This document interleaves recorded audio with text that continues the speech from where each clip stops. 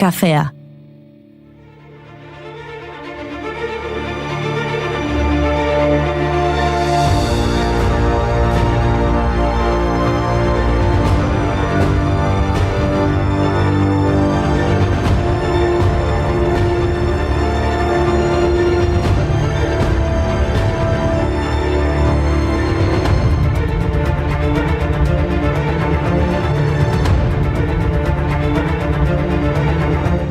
Egunon eta urte berrion guztioi baita zuei ere, Eire Maia, Mai Gorostiaga, eta entzule guztiei urte berrion.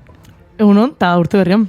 Hoixe, bost bider bost hogeita bost, urte berrion guztioi. Bueno, a ber, asmo honen zerrenda egin duzuea, gimnasiora joan, erretzeari utzi, olako kontak, edo asmo honak ez badira, ez dakit, helburuen zerrenda bat, 2025 bintzat? Nik gauza horiek ez ditut oso gustoko, baina zirkura gehiago joateko konpromiso hartu dut.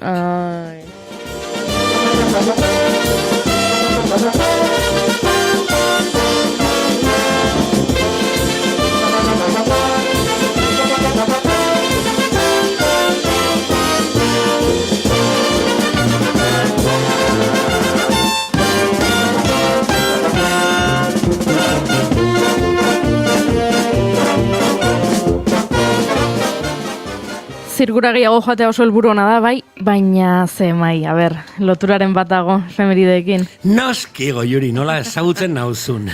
2006ko gaurko egunez hil zen Arlette Grus. Arlette Grus, nire asento polito horrekin, Frantzia zezuko artista izan zen, batez ere lehoi ez legisa nabarmendu zena.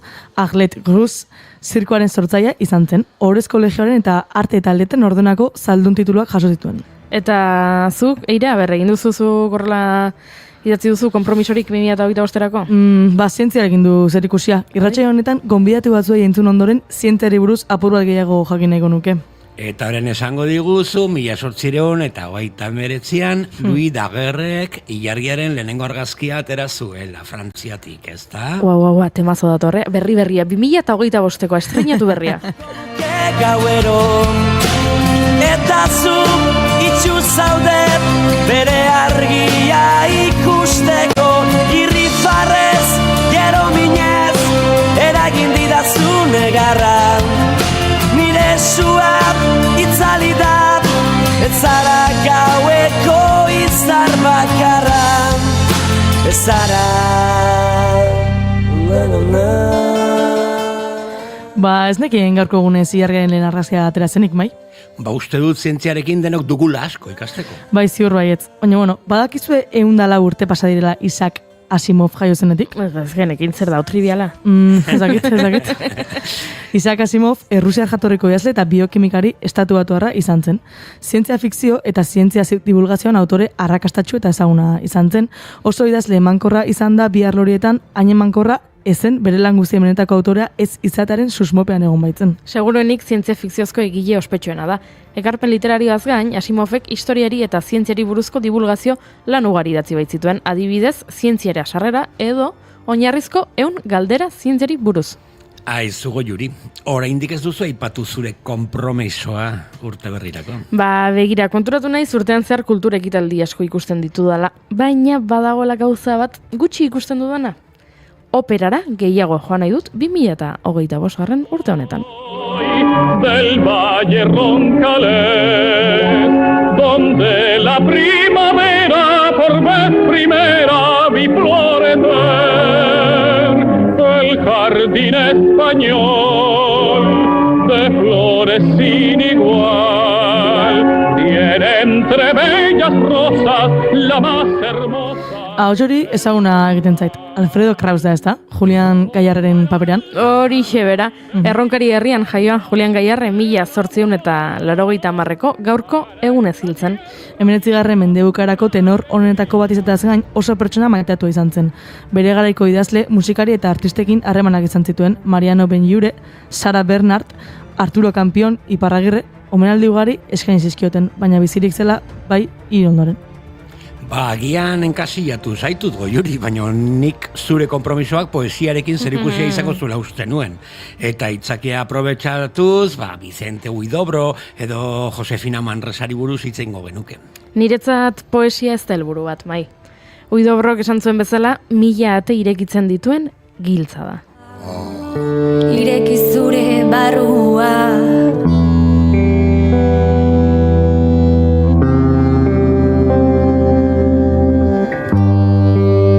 jalgi zure errena zure alderratua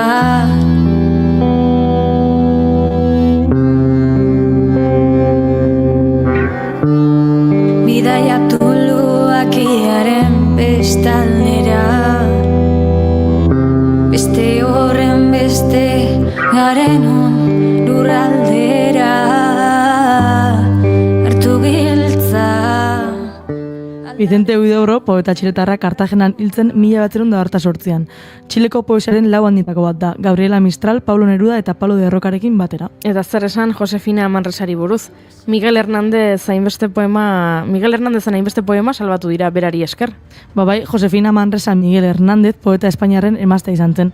Poetak pairatu zituen torturak eta tratu txarrak gertutik ezagutu zituen eta behin senarra hil ondoren Hernándezen poemak biltzeko eta zabaltzeko lan eskerga egin zuen. Beregatik izan ez balitz, poetaren lan asko galduta egongo lirateke. Luces de Jaén, aceituneros altivos, decidme en el alma quién levantó los olivos, andaluces de Jaén, andaluces de Jaén.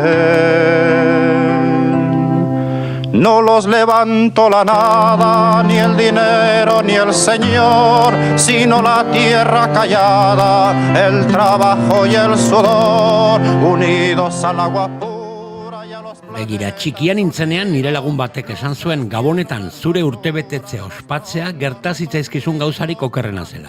Hombre, noski baiet. Olentzerota urteetzako soilik opari bat ematen dizutolako. Ez dakit gauza bera gertatuko zaion, baina gaur Cuba Gooding Jr. zoriondu behar du. 57 urte betetzen ditu 1986an Jerry Maguire filman Rod Tidwell kirolariaren papera antzesteagatik gizonezko bigarren aktore honenaren saria, Oscar saria irabazi zuela. Zorionak Cuba Gooding Jr. Zorionak eta haze pelikula txarra. If you come knocking late at night, she'll let you in her mouth. If the words you say are right, if you pay the price, she'll let you deep inside. Ta izue, urteberria aurreko baino hobea izango dela uste duzue? Hala espero dut. Ez dakit, batzutan atzerantz goazelaren sentsazioa dute. Era bat ados. 1979ko urtarriaren 2, oda gaurko egunez, New Jerseyko poliziak John Lennon eta Yoko Onoren Two Virgins albumaren importatutako ia 30.000 kopia atzeman zituen. Azaleko argazkia material pornografikoa zela argudiatuta. Eta gainera gaur egun, 2005an, diskoaren azala interneten bilatzen baduzu, orrialde askotan, zentsuratuta agertzen da. Baina mundu hobe bat posible da, ez da? Imaginatzen. Above us only sky. Imagine all the people living for today. Imagine there's no countries. It isn't hard to do.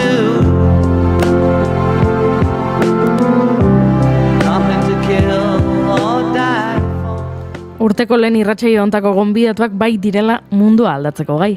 Ipuinari hasiera koloretsu bat emateko gaur gurekin Mireia Delgado izango dugu. Eta Kolonbiara goaz, Jose Miguel Giraldo poliglotalekin hizketan aritu da gure Inigo. Eta Arkakusok urte berriari buruz hitz egingo digu, Bueno, oso ondo, ez? Hola, perfecto, Mai. Perfecto.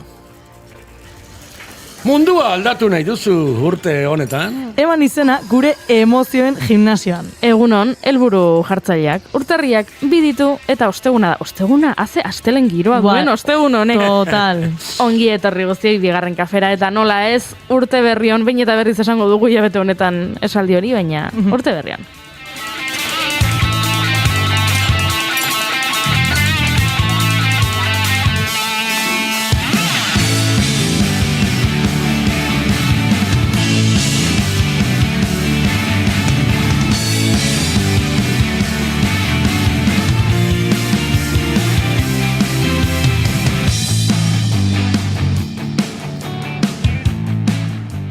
Zuekin, ia perindegitik pasaberri, Eire Maia Manterola, egunon. Egunon. Eta urte berrian. Bai, berdin.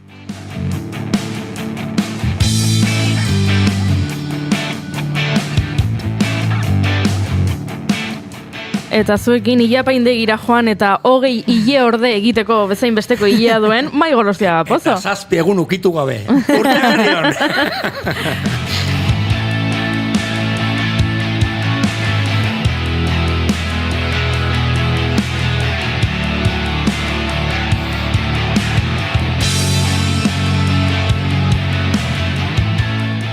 Eta nigo juri ez izarandian hau zu, hemen txe hueltaka oraindik matxa jaten.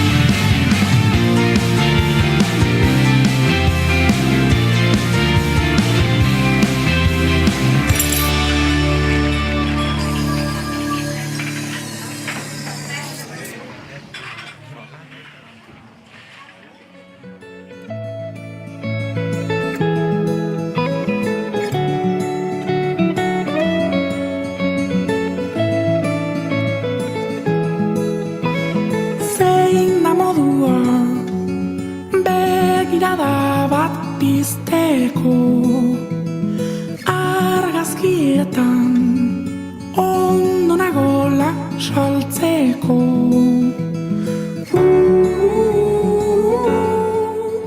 Tira, bai, Janus Lesterren nola hartu arnasa kantu aukeratu dugu urteko lehen abesti bezala, izan ere Jokin Pinatxo bira egiten ari da, abenduaren 30ean Victoria Eugenia bete zuen, eta badakigu oso unkituta zegoela, eta etzuela espero horrelako harrera izatea, ze segituan agortu ziren sarrerak, Victoria Eugenia oso leku polita da, ederra da, eta eserleku asko dauzka, beraz, hori betetzea proiektu musikal batekin, ba, bueno, beti da pozgarria, are gehiago, ba, lagun dugunean proiektu horretako protagonista.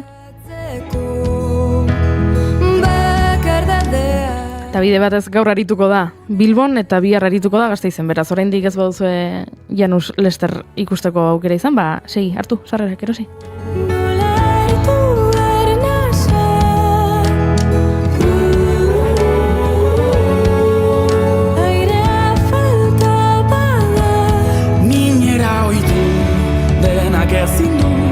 Eta horrela doinu goxo hauekin gure urteko lehenengo maite dutak elkarbanatuko ditugu. Eire Maia Manterola prest ekarri duzu? Ez, baina, bueno, egun hauetan gauzasko pasadian ez, ba, bueno, hortik antira huerko. Bueno, tipikoa, nire maite duta, ba, urtian zehar asko duten naizen jendeak inen naizela, ba, igual kuadriako asko, ba, data hauetan gehatzeiala, ba, bezetan ezin duelako, edo danadalakoa, ba, egin oteko aukera hori ukitzia, baita ere familikoak, ba, hori, familien ikustia oandikan hor gaudela, eta bueno, beti agazula pentsamendu hori igual azkena dela hemen danak bat gaudena, eta suert hori euketela beste urte batez badanak batea oteko. Eta maite dutez bat dakat, dala, bueno, urte horreko proposito horiek ez da. Beti daude bate hori ea noiz astean norbeantzako urtia, iraian edo urtarrian, nire kasuan nik uste gehiago dela iraian, baina bueno. Eta ez dakit, propositoiek, ez dakit, automotibatzeko balie duen, baina alare, bueno, ez dakit asko aldatukoan egun batekan bestea, ez da zure bizitza, zu proposatu da zu bai, baina gauza horiek, bihartikan aurrera, ez tekiz egingo bueno, animo zureakin, tope zurekin, baino ez dakit ze puntura arte dan hori egilea, eta hor badolare bai buruan txarteskiguen erekuntza sozial asko, argaldungo gehala, edo ez tekize, eta gauza horiek, hoien oso hater, eta, bueno, hori da nire maite duteza, eta hoxe, urtorrean. Ados nago irek esan duenarekin, hau da, ez du urte batetik bestera pasatzeak ez du ezer aldatzen. Hau da, beste egun bat da, eta beste egutegi bat izango bagenu, izango litzake, beste urrengo eguna, aurreko urtearen, urrengo egun bat, abenduaren 32 bat, abenduaren 33 bat, baino egia da, asmo onak edo helburuak dituzunean, egun batek dena aldatzen ez duela esan duzu, baina berez zer noiz baita hasi behar duzu. Egun hori izan daiteke apirilaren 8, baina zure helburua balin bada gitarra jotzen ikastea, gitarra hartzen duzun lehenengo eguna, horrek ja aldatu du zure asmo horren bidea, eta egun bakar batean aldatu da hori, edo erretzari utzi nahi badiozu, hori, igual azaroaren batean da, baina egun horrek aldatu du zertxo, baina hori, azkenian ez dela egutegiena norbean gauza da, eta bueno, hoxe.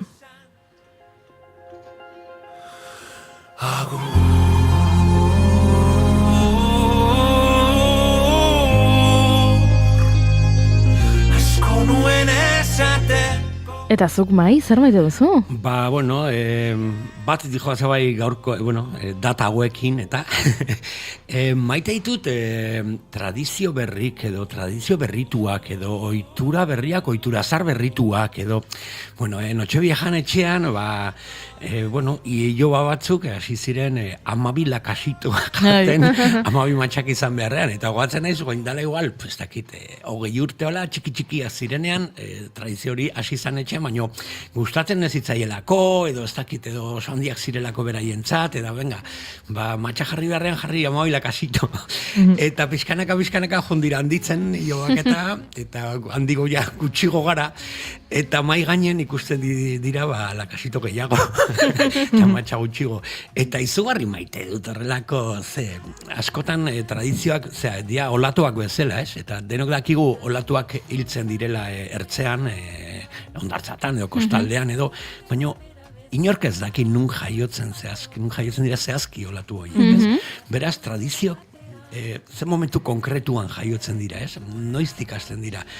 Eta segurazki, lakasitoen atzean edo berdintzait, edo mandarina, edo matxak, edo biluzik atera balkoia, berdintzait, baina seguro, tradizio berriak berpiztuko dituzte etorkizuna, eta izugarri maite ditut.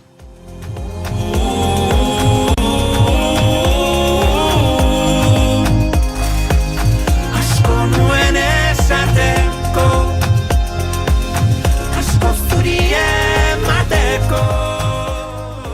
Tira, eta ez du urte berriak gurekin hasi, Urrutian baitago, Kolonbian baitago, baina gure Inigo Asentzio Elorbidek ere bere maite duta bidali digu, beraz, entzun dezagunea zer kontatzen digun. Nik ere nire maite duta helarazi nahi dizuet hemendik Kolonbiatik, baditut maite dut batzuk pilatuta uste dut egunero baten bat iritsiko zaizuela, baina lehenengoa da, niretzat oraindik atzo, baina, tira, abenduaren 31 gau horretan, hemen aspaldi ezagutu nuen Jose Miguel Ramírez Giraldo, gerora harekin entrevista luzean antzuteko aukera izango dugu, poliglota eta euskal hiztun kolonbiarrarekin harekin igaro nuen urtezar gaua, bere familiarekin, hemen Doskebradas izeneko herritxo batean. Eta kurioso egin zitzaidan, berak esan zidanean, azken atzera zenbaketa hori mahatxikin edo mahatxik gabe, guk mahatxik gabe genuen azkenean, atzera zenbaketa hori irratiarekin egiten zutela eta ez telebistarekin, eta nik ze kuriosoa uste gure kulturan telebistak askoz pixu gehiago duela, eta hori izaten direla etxetan liskarrak ze kanalekin ikusi, eta ze jantzi, edo ze pertsona, edo ze gorputz, edo zerk ze ezadugarri izango dituen aurkezpen horrek, eta hor, nahiko saltza estetiko xelebre izaten dugu. Eta aldiz hemen, hori, bizilagun batek frigorifiko baten tamainuko altavoz bat atera, irratia auzo guztientzako jarri, edo behintzat kale guztiarentzako, eta etxean afaltzen ari zarela irratia entzuten duzu ze ateratik sartu egiten da. Eta horari dira, zera, dedikaturiak egiten agur horretan guztian, ez? Ez dakin nork idatzi du, ez dakin ongo, ez dakin hori eskaintzeko kantu hau, eta urte berri hon, eta hauta beste, eta 50 minutu falta dira, eta, bueno, horrela ibiltzen dira, eta ja, 21 minutu faltan, ordu erdi faltan, kalera atera ginen, antxe, erdi dantzan, kumbia dala, edo salsa dala, eta kalean, sua egin, antxe ari ziren, sankotxo izeneko jaki bat prestatzen, eta atzera zenbaketa hori irratiak egiten du. Irratia da denen nolabait urtean murgiltzeko modua, edo behintzat ala da inguru humil xamarretan, kaleak ospakizun gune diren horietan. Eta behin jaia maituta, jaia maituta ez, urte berrian murgilduta, eta topa eginda, eta ja denok elkar besarkatu, eta urte berria zoriondu, da bizilagunak, eta lagunak, eta haren, ez dakit, baten koinatua, haren amaren izeba bat agertu da, eta beste hau, eta oso girola irekien. Joan ginen, Jose Miguel Bera, eta bere iloba bat, eta haren lagun batzuk, eta, auzoti bueltaten matea, eta egia esan, hori, oso urte berrian murgiltzeko modu xelebra izan zen, antxe denda txikitan garagardoak erosi, kalean zu asko, janari asko, edari asko, mundu guztia antxe orujoarekin, atori, venga aquí amigo, pues yo le invito, eta olako kontuak. Eta begia esan, oso urte hasiera berezi izan zen, desberdina, oso eskertuta nago, Jose Miguelek, eta bere familiak hartatu nindutelako, baina bereziki maite dut hori irratiarekin, kalean eta pantalla bati begira egon gabe egiten delako urte berrirako sarrera. Eta orain txarin ikusten Mai Gorostiagaren aurpegia eta burua horrela baiezkoa egiten bezala, badakitelako hau asko gustatuko zaiola. Desarka bana iruroi, eta esandakoa tarte batean berriz ere elkar entzungo dugu Jose Miguel Berarekin, pentsa, modu batera edo bestera 24 hizkuntza ezagutzen dituen tipo batekin ariko garelako, baina berak ondo menderatzen dituen 8 hizkuntzen artean euskera dago, eta horregatik ezagutu zen gure herria duela 9 urte euskera munduan dokumentala grabatzeko gonbidatu genuelako, eta orduztik jarraitzen du euskeran murgiltzen, euskalkiak ezagutzen, itanoa, euskal literatura oso gertutik jarraitzen du, eta gero hariko gara berarekin. Hori, zandakoa besarkadak eta laizter artea ja.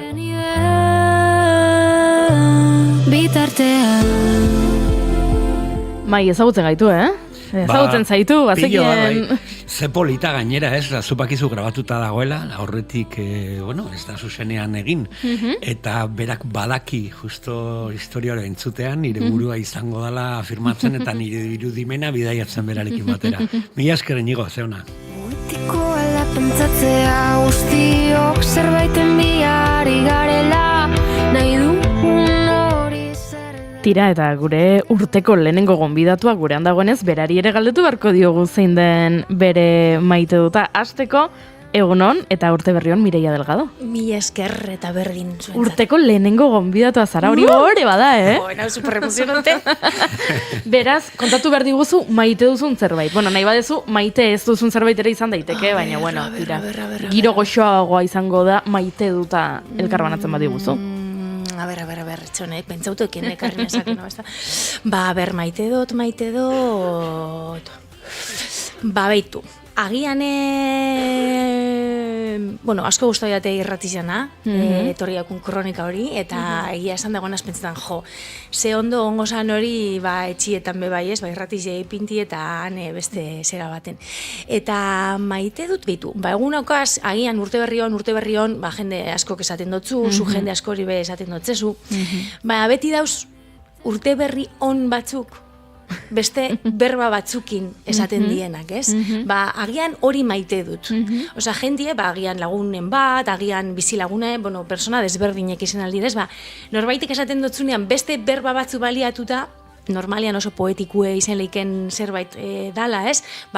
beste bide bat topatzea, hori bera desiatzeko zuri edo hori bera esateko zuri, bere ganatzen duenean desira zuretzat beren beregi prestatua.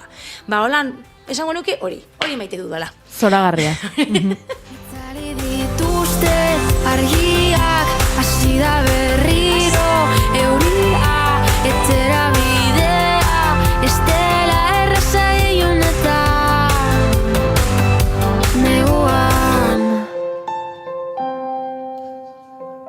Eta txatean ere maite dutak badaude, gorkak idatzi du, nere maite duta txirri, mirri eta txiribitonentzat. 50 urte. Atzo ze ederra dokumentala. Gogoratzen naiz, eskolako irakasle batek nola eraman ninduen, beraiek ikustera. Bueno, gorka egia da. Txirri, mirri eta txiribiton gure haurtzaroko, euskal ume askoren haurtzaroko parte izan dira, beraz, hortxe maite dut hori ere elkarbanatzen dugu, eta kontatu dugu, bihar urteko kontzertua ikusiko dut. Eta hasieran pentsatuta, gian ez dugu esan nahi zein den kontzertua, baina gero idatzi du joango dela ikustera zetak. Beraz, Eire, zurean izango zara? Ni bihar Bilbo kafean tokian La Txama eta Chill Mafia ikusten. Pentsatzen nuen behar zetak ikustera joan bertzen nola ez. Larun batean, ni joango naiz zetak ikustera larun batean. Hori da. Nola esan, daki danak balio ez didanean, behar dut garrasi hau. Tira, eta nik ez dut nire maite duta esan, baina elkarranatuko izut. Niri gustatzen zait, nola urte berriko magia ikusten den urtarriaren lehenengo astean. Hau da, ni gaur joan naiz nire eraikineko igogaiura, eta igogaiuan topatu ditut serpentinak. Eta gero atera naiz kalera, eta ikusi dut balkoi batean zintzilik zegoela, horrela diadema moduko bat 2025 jartzen zuena, hor norbaitek kaletik balkoi hori oso baxu dago, eta orduan norbaitek hortxak kolokatu zen, eta orduan ja ez da abendoko 31, ez da urtarriak bat, gaur urtarriak bida, baina oraindik magia hori badago txokoetan, eta grazia egiten dit ikusteak nolabaiteko resaka inauterietan antzeko zerbait gertatzen da, ikusten duzula mozorro zatiren bat iskin batean, edo baita serpentinak, edo dan alakoa, eta koloretsu dago herria naiz eta mundu guztia bueltatu den lanera. Hori gustatzen zait, horrela resaka estetiko hori. Saiatuko naiz arnazten dudan airea gortu arte.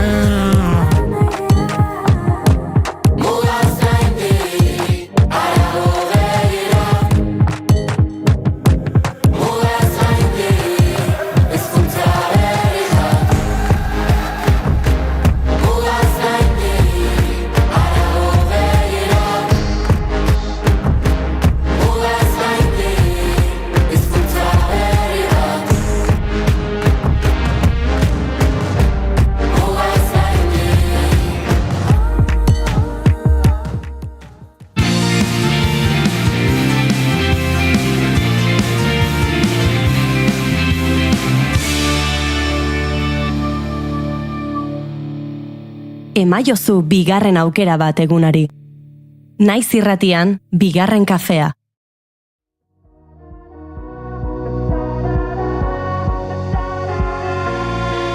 Elkarrekin mundu aldatu dezakegu, esan zenidan, zu nire auspo izango zara, ni zure babestokia, daitzezit. Pedagogian lizentzatua eta azken 10 urteetan ikaskuntza prozesuak hezkidetza eta haur literatura uztartu ditu proiektu eta erakunde desberdinekin elkarlanean. Hainbat eta hainbat egitasmo diseinatu eta burutu zituen zenbat ikasturtez Bizkaiko Urtsintxa eskolan. Galtzagurri elkartan ere hainbat dira dinamizaturiko proiektuak. Kilometroak eta kilometroak zeharkatu ditu haur literaturaz beteriko altxorrekin. Diseinu lan polit bat ere burutu du hezkidetza eta literatura uztartzen dituen areto literarioan. Itxaspeko bihotzak. Azparnetik hasi eta tuterara gure ahotsak gertu daude, udaberrian lorea. Durangoko Ibaizabal ikastolan izan zuen urrengo lanbidea. 6 ikasturtez jardun zuen bertan, lanbide heziketan tutore. Bartzelonan egin zuen ikastaro batek ordea bere sormena garatzeko interesa piztu zion eta ipuin kontalari eta bitartekari literario lanetan murgiltza erabaki zuen, besteak beste.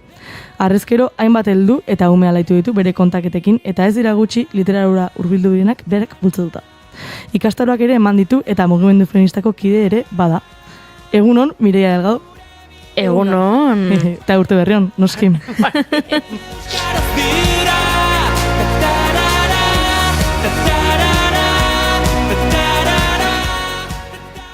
Tira, bueltaka ibili ginen, denboraldi hasieran galdera batzuk egin nahi genizkiela gonbidatuei errepikakorrak izango zirenak, baina gero, beti edo ahaztu egin zaigu, edo ez diogu forma eman, baina nik uste dut gaur, horrela, urteko lehenengo irratsaioa izanik, gaur hasi gaitezkela.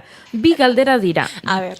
Bietako bat aukeratu dezakezu, ze bat agian irudituko zaizu tristea edo. Bueno, kontatuko dizu, begira. Galderak honakoak dira.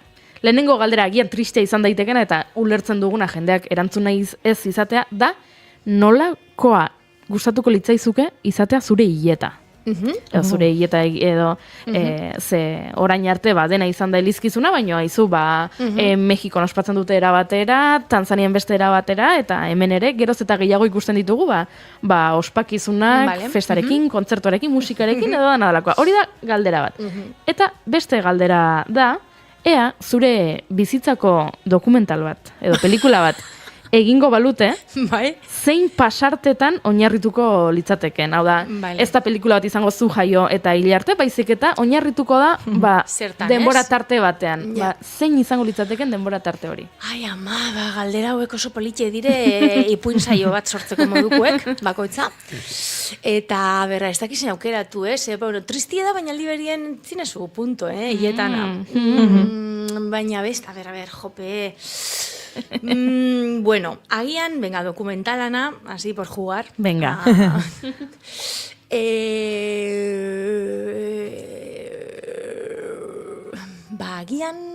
Agian, interesanti izango zan. A ber, pasarte bat esan dozue, badakit, eta orduen izan da, menasi eta bukatzen da gauza bat, ez? Agian, aurtzaro, bueno, nik nahi duten erantzungo dut. Baina, eski. Ezin nintzen, aber nola sartzen dudan, erantzun nahi dudana egindako galderan, ez? Tipo, bueno, kontua da. Igual, pasarte konkretu bat baino, ari bat interesatuko litzaiakela, ez? Eta bai da lasiera eta bukaera bat, ze badauka ere bukaera bat, ez? Baina agian interesantie ingo jaten pentsetie, zelan euskaldun du nintzen, ez? Ze, ni erdaraz hitz egiten zuen eta duen familia baten alaba naz, eta zelan eskolara joen nintzen 4 urtekin, eta lehenengo berbak euskeraz 6 urtegaz inabesan, ez? Eta hor gero zerbait gertatu zen, oso interesantia nire ustez, ez? Esate zule, nola zer gertatzen dan persona batek bere bidien, euskaraz bizitzera heltzeko, ez? Eta beti bezala, nire bizitza osuen eta nire ondorio guztietan, harremanen ondorio bat naiz. Eta orduan, lehenengo eta behin agian, nire gurasuek bultzada eta baimen hori emoti esateko alaba maitea euskaraz bizi zaitez, ez? Hor ere badagoela eskertu beharreko gauza bat, nire ustez. Eta gero nola gertatzen den, ez? Harremanetan, ze garrantzitsua den energia hori iten zaituna hemendik eta handik diretu. Orduan agian hori aria. Oso ederra, Eskerrik asko.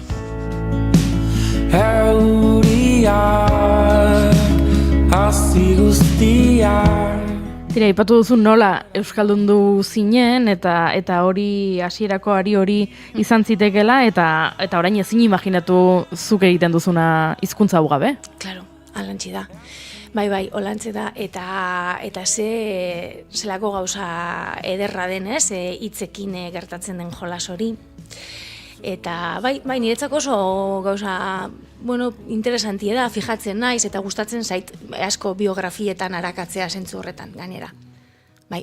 Aritzen zara orain adibidez, ez dakit, eskoletan irakurketa gidak egiten, umeek euskeraz irakur dezaten. Sentitzen duzu zu ere orain bazarela, kate horren beste kate begi bat, zuk egiten duzula umeak euskalduntzeko jarduna? Dudabarik, eta ganera uste dut brillantina guapo batekin dutela hori. Eta bai, eta oso konostiente naz horrekin.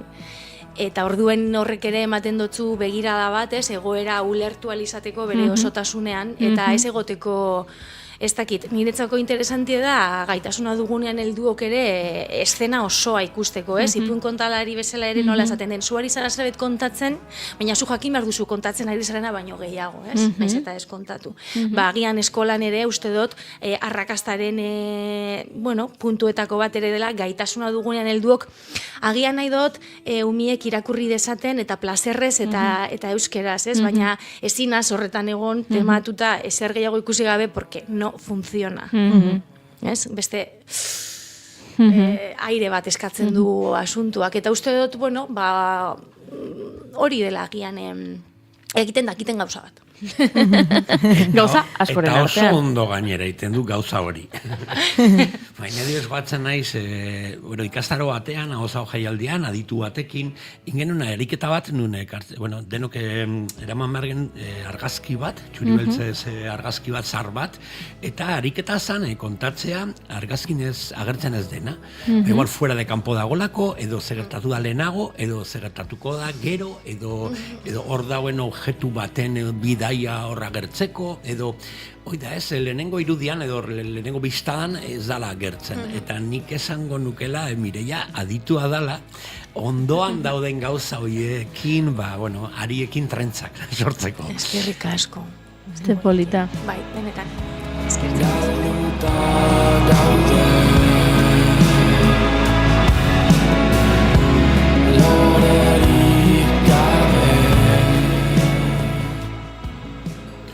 Bai, arietatik tiratuko dugu, Mireiak atera da metafora. Mireia, nik esako, izenburu ia guztitan, ariak beti presente eta zuelen guztitan. Da behar fisiologiko bat. Ez badut esaten, ariak noizean behin mamareo. Hasiko gara, 24 urtea, ze musjundan, ze aldatu da zure bizitzan, ze hobetu eginda, ze hasia eginda. Ez dakit zerrezan 24ean, baina bai azken urteetan esango nuke agian gero eta ez dakit ze adjetibo erabili, baina egiten dudan horretan, agian gero eta nahi dudan bezala egitera heltzen naizela. Bai, izen, oso esparru desberdinetan, baina agian, baina bardurak edo matizak edo, autentikoagoa dela egiten dudana nire buruarekin edo, ez dakit oso ondo asaldu nahi zen. Bai, lertu da. Koherentzia, barruko koherentzia, hori ezintzotasun hori zure... Bai, agian koherentzia bai izen dela beti lagundu nauen gauza bat, oso, ez? Baina bai, zerbait pizkat, inkluso baimen edo lizentzia gehiago nire buruari esateko, hemen 200 kilo brillantina, por ejemplo. Eta punto. Bai. Hori esango neuke. Bai. Eta desirak, eta proiektuek, eta gauzak iteko gogue, beste ate batzuk zabaltzeko gogue, leio batzuk zabaltzeko gogue, beste batzuk agian kortinatxu eolan pizkat zabaltzeko bakarrik, baina, hor interesa eta gogue, eta hori hor dau, hori mantentzen da. Kortina pixka bat zabaldu, eta kortinaren beste aldean entzuleak daude, eta lehen aipatu ditugu eskoletan eta aurrak, baina entzule helduak ere, badaude. Bai, izan ere, irakurketa taldetan askotan helduekin egiten dute lana. Gehienetan tokatu zaite igual ikuspegi feminista aria bezala, baliaturik edo hori zen, baina ez beti, eta helduekin ere gustatzen zaite asko kortina hori zabaldu, eta, bueno, oso obsesionatua nago azken bolada honetan, igual orain izena jarri diot, baina betiko da, baina biografiak, biografiak. Eta ez bakarrik igual biografia bat bere horretan, liburu edalako biografia bat, baizik eta historio honek zer esaten du nitaz, ez? Eta hori konpartitzea irakurketa taldetan. Eta nola ez, nire ipuin kontaketetan eta helduentzako bereziki, absolutamente de eso. Hau da, tok, nahi baduzu zabaldu, baina ai boi, aberre zer topatzen dugun. Bai, gustatzen zait, hor, helduekin hori ere gertatzea, ez? Eta agian, bueno, zoaz ikusten ganera nola entzuten ari dana, pixkat korporalkita guzti iten dan, hori, zabaldu. Zabaldu. Gelditu naiz brillantina kontzeptuan, bakizue, batzutan gelditzen geltzatuta kontzeptu batekin, eta igual gero, hiru galdera gehiago egin, eta ni bueltatzen ez, horrela naizelako. Gustatuko litzaidak epizka sakontzeaz, brillantina, metaforiko horretaz, porque igual entzulen baten batek pentsatzen dula dala tapatzeko errealitatea, eta brilli jartzeko, sakontzeko benetako mamilan, eta... Ez, para nada.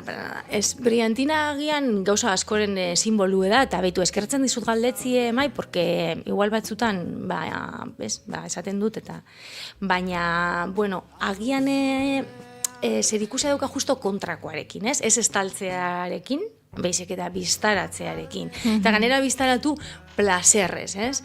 Eskola batera juten zenien adibidez, eta ze posik esaten diedan, eta ze placerrez esaten diedan, ez, ni boiera naiz, ni neskekin nabil, ez? Eta orduen hori historiotan sartzie, hori nire edozein momentutan, ez, zerbait azaltzeko, adibide bat jartzeko edo, osea, brillantina justo litzeke hori, osea, biztaratzea eta placerrez biztaratzea, ez, oso desberdine da. Placerrez edo ez, orduen niretzako placerrez, ez? Eta nola jartzen da batzutan, ez dakit, agian eslogan batzuk edo mezu batzuk ere esateko olako bat bezala, ez? Litzeke brillantina.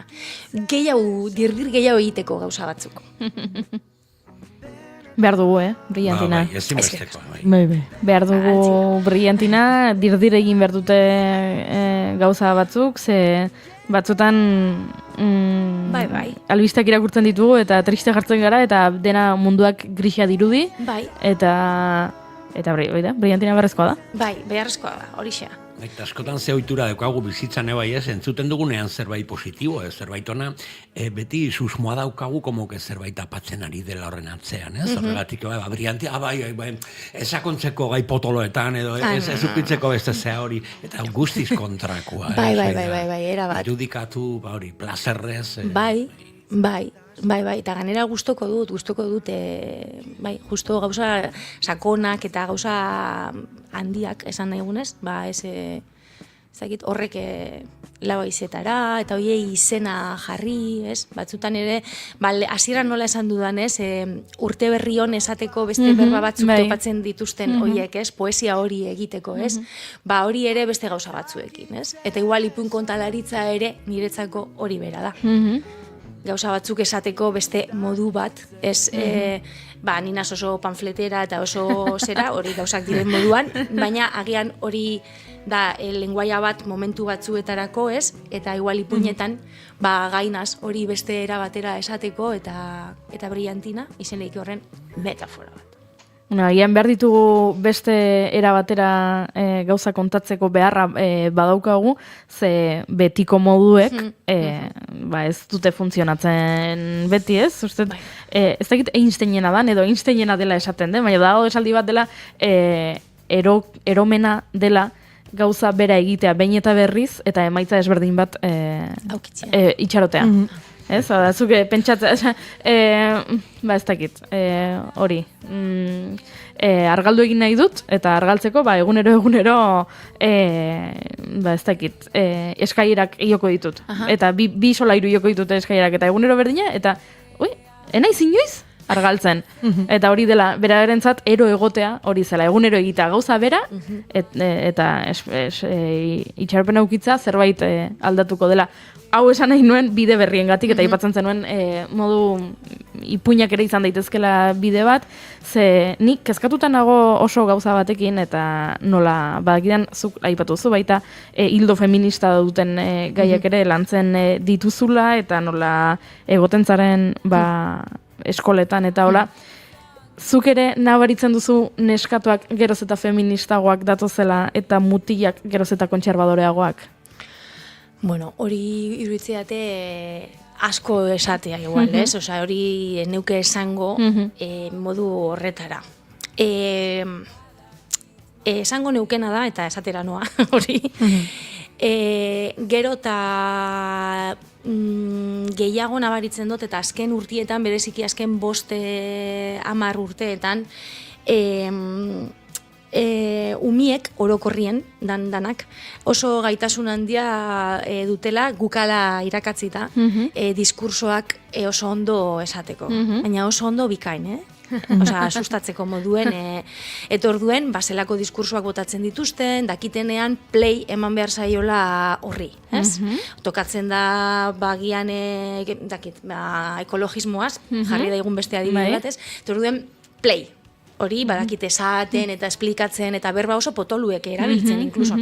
Baina gero, praktikan, hau da, minutu bat geroago pasilloan, minutu bat geroago ariketa bat egiten, ez dauka inongo loturarik diskursoarekin. Ez orduen hau oso oza, nahikoa dela diskursoekin, ze ez dute ezetarako balio, ez nabilia esaten, igual asko esatia da ez dutela ezetarako balio, baina bueno, pizkat, esan nahi dutena da, bai somatzen dudala, ume guztiengan, diskursoek eta egun seinalatuetako esloganek, presentzia handia, baina bla bla bla, balitz bezala.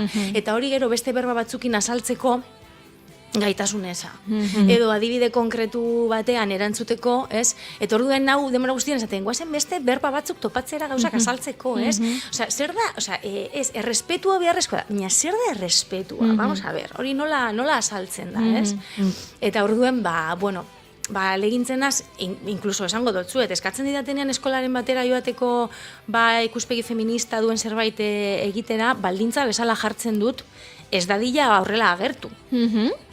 Osea, ez izetie, guazen egitera, ez dakizer, feminista, edo, bestela ez duelako berdinen gertatzen, ez talako berdin gertatzen, ez?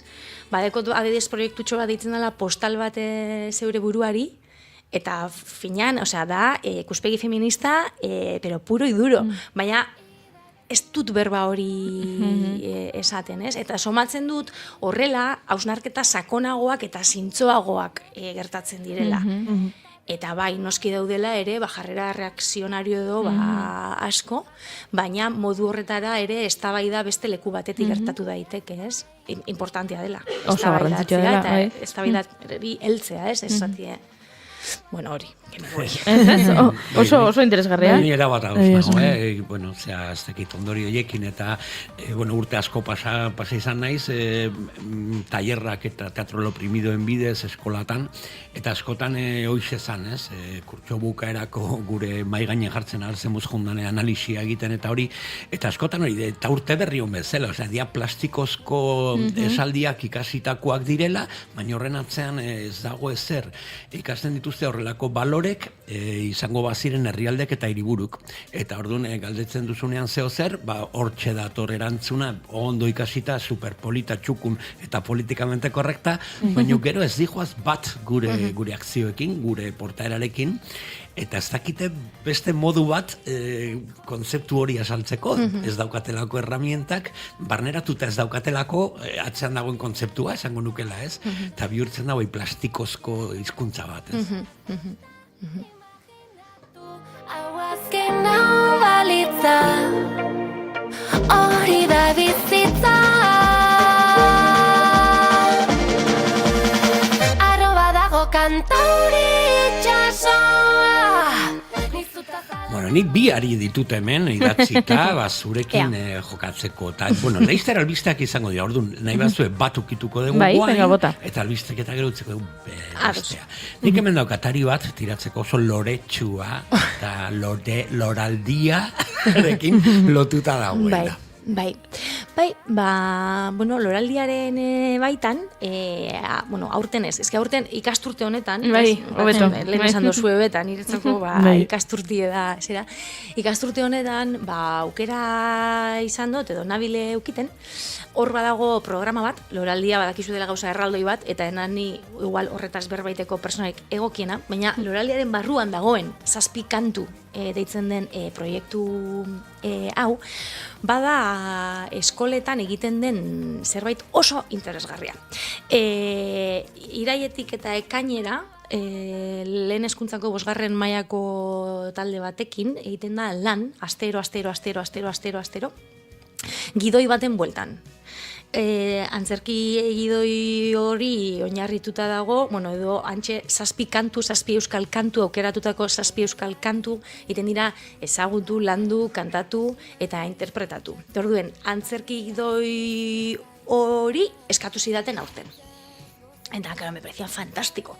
Ganera eskolan egiten den proiektu bat, iraietik eta ekainera. Hau da, ez da, hor de repente txapligu bat, pum! Ez, hor badago prozesu bat, talde oso batekin, ez, Erika Uranga da, hau iten dabilen artista, eta nola, bueno, azten dan beraiekin, euskal kantuek, mundu hori zabaltzen, gerturatzen, familiarizatzen, agian gertuago duten ikastetxe edo taldetan, edo urrutiago dutenengan, ez, eta gidoia behin eskuratzen dutenean, azten dira beraien artean dana prestatzen. Hau da, batzuk antzesten dute, beste batzuk egiten dute kantuen, beste batzuk koreografia, beste batzuk atretzoa, beste batzuk, dana egiten da, bez? Eta momentu baten urtarreian joan barnaz geletara, gidoiaren feedbacka jasotzera, ez? Esango dira, pues ez zaitu gustatu bat ere hau, eta nahiko genuke aldatu, edo beste hau que guapo, ez dakiz zer. Eta orduen, niretzako da kriston aukera eta plazerra, sentitu dut prestatzen. Oinarritu dut egin duten hori, deitzen da zarata, lana, eta oinarritu dut egiten duten, nik ipuinetatik tiratzen dut, orduen, oinarria da kontatzen dudan ipuin bat. 7 kantu aukeratu ditut, plan, un poco pentsatzen eurengan, un poco pentsatzen nigan, gauzak diren bezala. Men zintzotasunez. Eta, bueno, adibidez, klaro neukan, kantu bat sartuko nebala, ala bai, eta orduen, esan dut, bueno, pues egingo duzu behar den guztia, kantu hori sartzeko. Eta horrela, eta horrekin, ia esan da, bueno, divertigarria eta interesanti, behatzeko ere.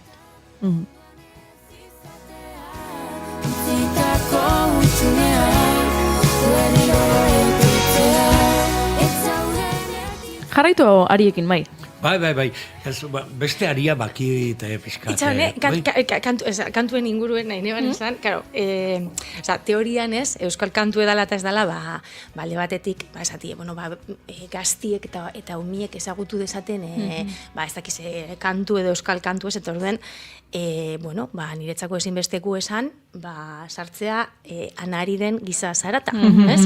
Eta orduan, atope horrekin, baina, momentu batean zintzen, nahi dut beste hau sartu ez, egin 7 aukeratu behar dira, ez? Eginuen 20ko zerrenda bat, eta hor, bueltaka eta entzuten dituen, eta 7 hauek badira, ber, komo suena. Eta beste hauek badira, ber, nola dan, ez? Eta orduen, bueltaka, azkenien, nahiko konpentsau gelditu da asuntuen, nire ustez? Eta aizue, igual, no sé, igual dantzan eiteko gonbidapen bat bidaliko dizuete kainean egiten denean. Dinot. Beste gaukeratzea da, nahi iruditzen zait gauza bat, ezinezkoa, oso zaila, aurrekoan lagun batek, bera irakaslea da, eta gabonetan, egiten dutela, bere eskolan, antzerki moduko bat, edo jaialdi bat, eskolako jaialdia gabonetan, eta aukeratu behar zituen. Abestiak, berari lan hori jarri zioten. Venga, abesti bat beldurra ematen duena. Abesti bat haserrea adierazten duena, abesti bat maitasuna adierazten duena, eta ziren, 6 emozio Eta abesti bat, euskeraz topatu hartzen abesti bat, emozio bakoitzarentzat eta laguntza eskatu zigun. Eta aritu ginen, bueltaka, baina, bueno, ez dakit, doktoretza tesi bat egiten ariko bagina bezala, ze aukeratzea abestiak, gero badakizuna gaina aurrekin lantzeko moduan eta gustatu behar zaie, edo ezin dezu edo zer gauza jarri, baina gaina gai hau eduki bueno. Bai. Beraz, txapoa lortu baldin baduzu zazpi abesti aukeratzea, 20ko zerrendatik zazpira pasatzea, hori ere... Deskantzatu nuen egun horretan. Hori da. Ez gorde beste 13 horiek, seguro beste baterako hortxe daude. Askotan ebai, literatur taierretan ebai, ez liburu aukeratu kurtsorako, edo horrengo iruilerako, edo negerta ezain nire ikaslekin antzeslanekin, porque bai, alde batetik korala izan bera denok parte hartzeko, baina baita ere gaia edo aurten komediaen baduzu urrengo urtean nahi duzu, ez dakiz zer, nola kolore paleta hori eskaintzen duzu zure ikasle, ez? Claro, bai, liburu aukeraketa ere beste kontua da.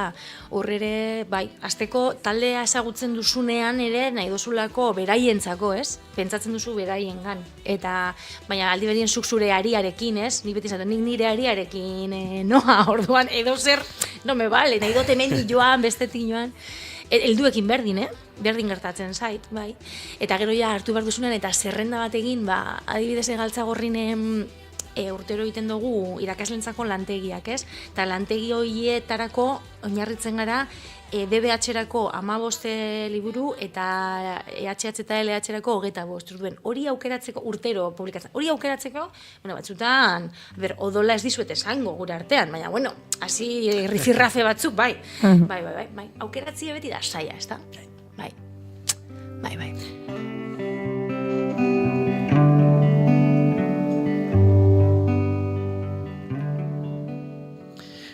Aukeratzia eta batez ere zuretzako ez denean, ez? Claro. Nik igual ez dakit niretza baldin bada, arrisku hartu daitek. Baina atzeti baldin badaude 20 ikasle edo kurtso osoko prozesu bat hainbeste lekuetan. Presio edo autopresioa. Bai. Eguneko lehen irria daloit gure aita sarean eskelak leitzen dabil gaztain ondoak imatzen jarri aurretik adaskak betiko kutxan gorde dizkit sugarra guztizi. Sorpresaz josita dator urtea eta ondo hasi gara, A ver, kontatu entzulei zei gertatu den oraintxe bertan.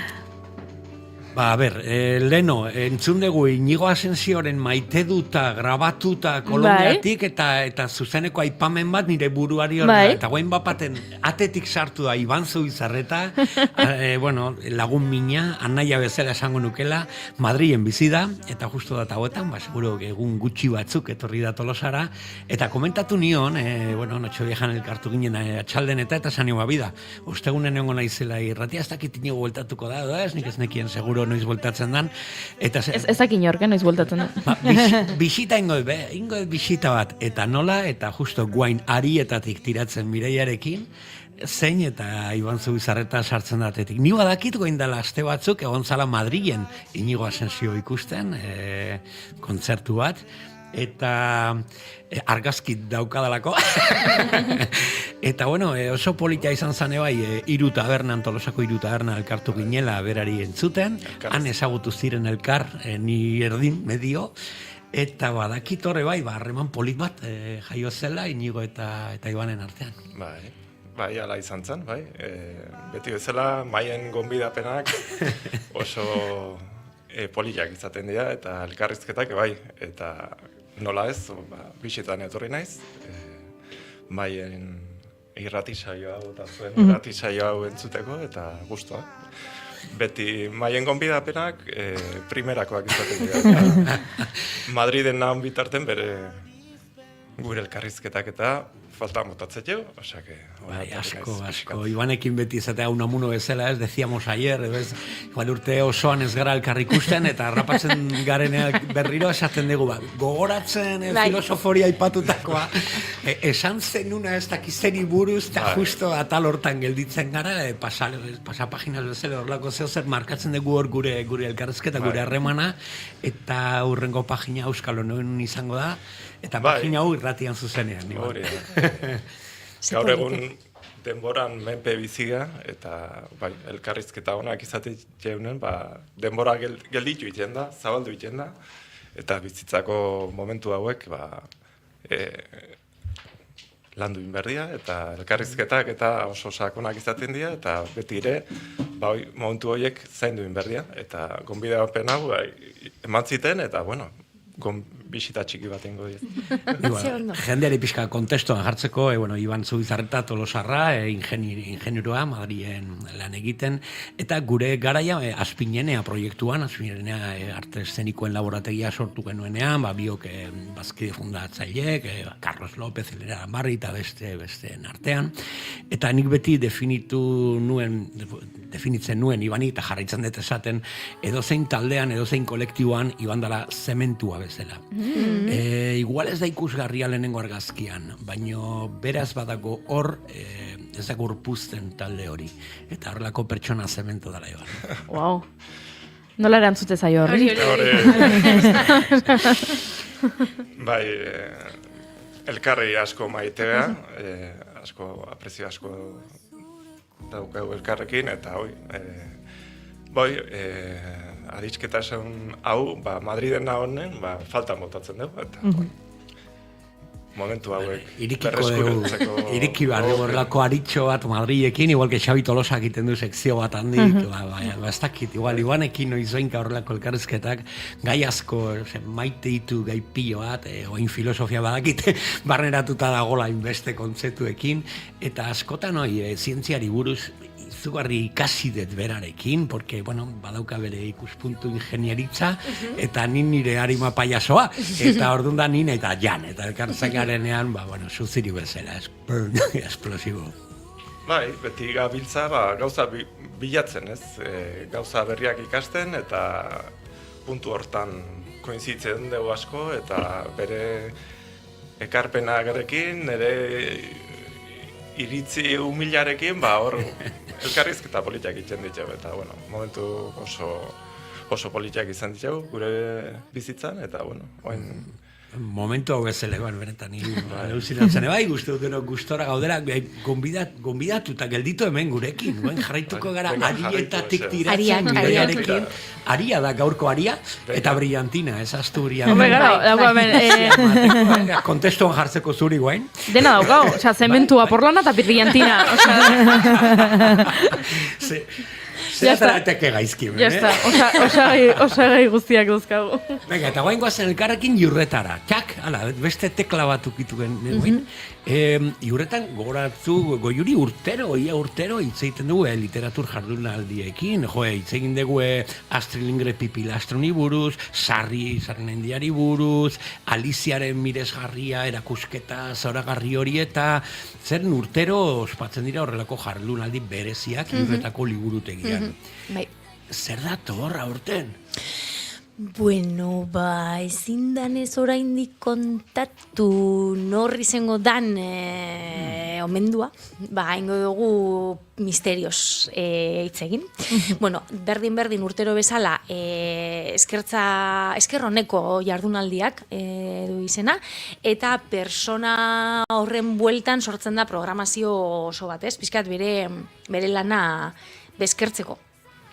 Eta aurten ezin dizuet esan norri izango den omendua, baina saiatu gara, galderatzen trampa zan. Nik zerbait badakit, txandaka iten badute, eta pasaden urtekoa baldin bazan Astrid Lindgren bat Euskalduna tokatzea. Iaz izan zen Alizia. Baina efectivamente tokatzen da etxekue. Hori ala da. Eta horretan, pizkat marko bat ja indozu. Baina, gehiago ezin da jakin, esango dizuet, gauza oso ederrak idatzi dituela, orduan seguru danok hemen zauzien guztiok irakurri duzuela bera. Eta, bueno, pues, eskatu zidaten eiteko nola programazio osoa, Iurretako liburutegiak duen programazio osoa asko eta ederra dela. Hilabete honetan eingo dan bere bueltan, hau da, irakurketa klubetan, berari buruz irakurriko da. Tetma da erakusketaren bat, dana da pixkat tematiko, ez? Umeentzako eta helduentzat narrazio saioak baita ere,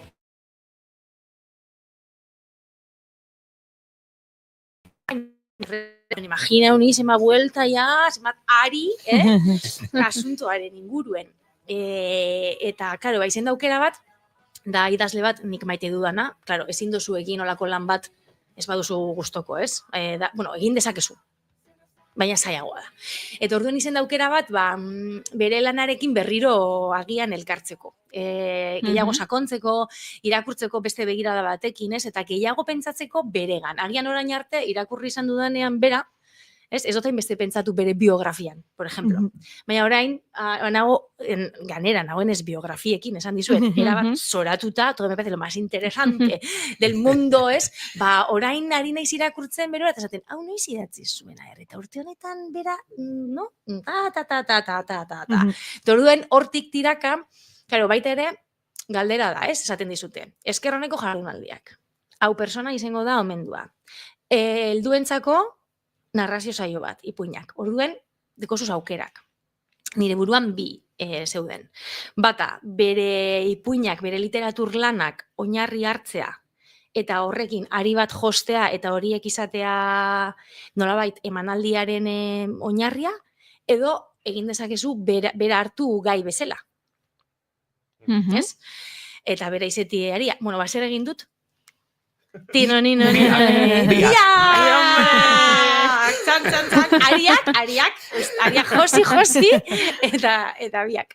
Eta orduan, urtarrien izango da, urtarrien 31, lehenengo umeentzako txanda, eta gero helduentzat. Bai. Misterio. Galdetzen jarraitzen balin badugu, agian, ies egingo dizu izenak, eta orduan egingo dugu atxeden txiki bat azken ordua ezagutzera joan behar dugulako Naiz Irratiko Estudio Zentraletara, eta gero jarraitzen dugu harekin, eta gero gu entzule sekretua, hau, ez dezala Mireiak entzun, kusaiatuko gara, izen hori lortzen. Baina momentuz, Zaloa badiola prest dago azken ordukoa kontatzeko. Egunon, Zaloa? Egunon, Goiuri. Egunon denoi, eta egunon entzulea izueri ere, Imanol Pradales lehendakariak Olatz Garamendi sailburu ohia izendatu du Euskal Autonomia Erkidegoko aholku batzorde juridikoko kide. Aurreko legealdian Garamendik goi kargudunen ate birakariei buruz eta batzorde etikoaren presidente gisa eztabaida sortu zuen. Aurreko legealdian Lakuako gobernuko dozena bate goi kargudun sektore pribatura pasatu ziren kargua utzi eta 2 urtera arte legeak ezartzen duen bateragarritasun baimena eskatu gabe. Batzorde etikoaren presidente gisa Olatz Garamendik egindako lana ere zalantzan jarri zuten askok, adibidez kontsulta bat egin zuelako legebiltzarkide baten nortasuna kaltetutako goi kargudunaren abokatuak ezagutu zuen, eta horrek jakina salatzailean anonimotasuna eta konfidentzialtasuna haustea ekarri zuen. Bestalde, nazioartean Palestinako aginte nazionalak asteazken honetan iragarri duenez, bertan bera utziko ditu Zizkordaniako Al Jazeera katearen emanaldiak sedizioa bultzatzeagatik. Geningo errefuxiatuen kanpalekuan okupatutako Zizjordanian paneko segurtasun indarren eta erresistentzia palestinarreko milizien artean izan berri diren liskarren berri eman ondoren hartu dute erabakia. Al Jazeerak material eta informazio engainagarriak argitaratzen, sedizio bultzatzen eta Palestinako barne arazoak oztopatzen tematu ostean iragarri du Wafa Palestinako berrien agentziak. Eta bestalde 2200 pertsona baino gehiago hil edo desagertu dira 2024an Mediterraneoa zeharkatzeko saiakeran UNICEFen arabera. Regina de Dominiz UNICEFeko gobernuz kanpoko erakundearen Europako eta Asia erdialdeko bulegoko zuzendari eta errefuxiatu eta migratzaileen erantzuteko Europako koordinatzaile bereziak adierazi duenez, biktima horien artean 100 ume eta nerabeak dira. Mediterraneoa zeharkatzen duten umeak gatazketatik eta txirotasunetik ihesean egiten dutela esan du, eta gobernuei eskatu die migrazioari eta asiloari buruzko ituna erabiltzeko, aurrean babesari lehentasuna emateko, eta baita inbertsio handiagoa egiteko migrazio ibilbide arriskutsuen bidez iristen diren aurrentzat eta familientzat, eta hala nola laguntza psikologikoa, laguntza juridikoa, osasun arreta eta hezkuntza bultzatzeko. Hauxe gaur goitzak eman diguna. Eskerrik asko Zaloa, adi jarraituko dugu ea urren gordoetan ze gertatzen den, baina orain esan bezala hementxari gara gu sekretuekin, gora sekretuak bera, eta jarraitu egingo dugu gure konbidatuekin.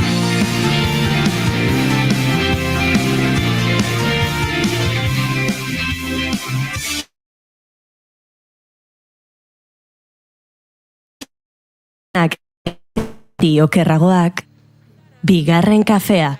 Bueno, hemen guk bigarren kafea irratitik emititzen dugu, noski beti bezala irrati tradizionaletik, baina baita streaming bidez, eta horretarako hementxe hainbat kamera dauzkagu. Kamera horietako bat da oso azkarra, da intelligent.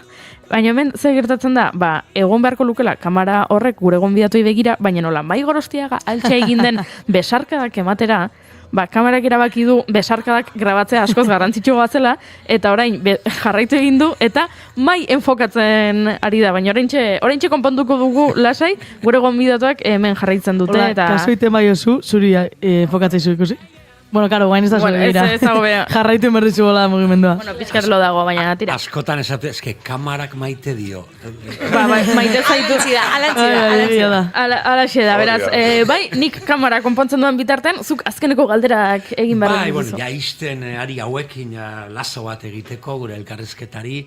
Ze politia, ariak nahi badegu askatu ditzakegu ariak gero berriro hartzeko, hor gelditzen direlako, metaforikoki oso interesantia da, ez dia jungo hortik, beti hor gertatzen da harremanetan, aspalditikan ez bazarele elkarri ikusten, gero hartzen duzula berriro, eta oso polita iruditu zaiz zure ikerketa, idazle ospetsu honekin, ez dugu spoiler egingo, non bapatean sartzen zara kontekstuan, esan edet, urte honetan idatzitako hau zerikusia dauka inguru kontestuarekin, urteko kontestua, momentu historikoa, ez dakiz zer, eta ze interesantia da artista bati horrelako ikerketa egiten dugunean. Bai, hori da, kontestua ingurukue, eta gero antropologoaren begiradatik ere eskala txikian, ez? Beraren gandik gertu zehar izan gertatzen ere, ez?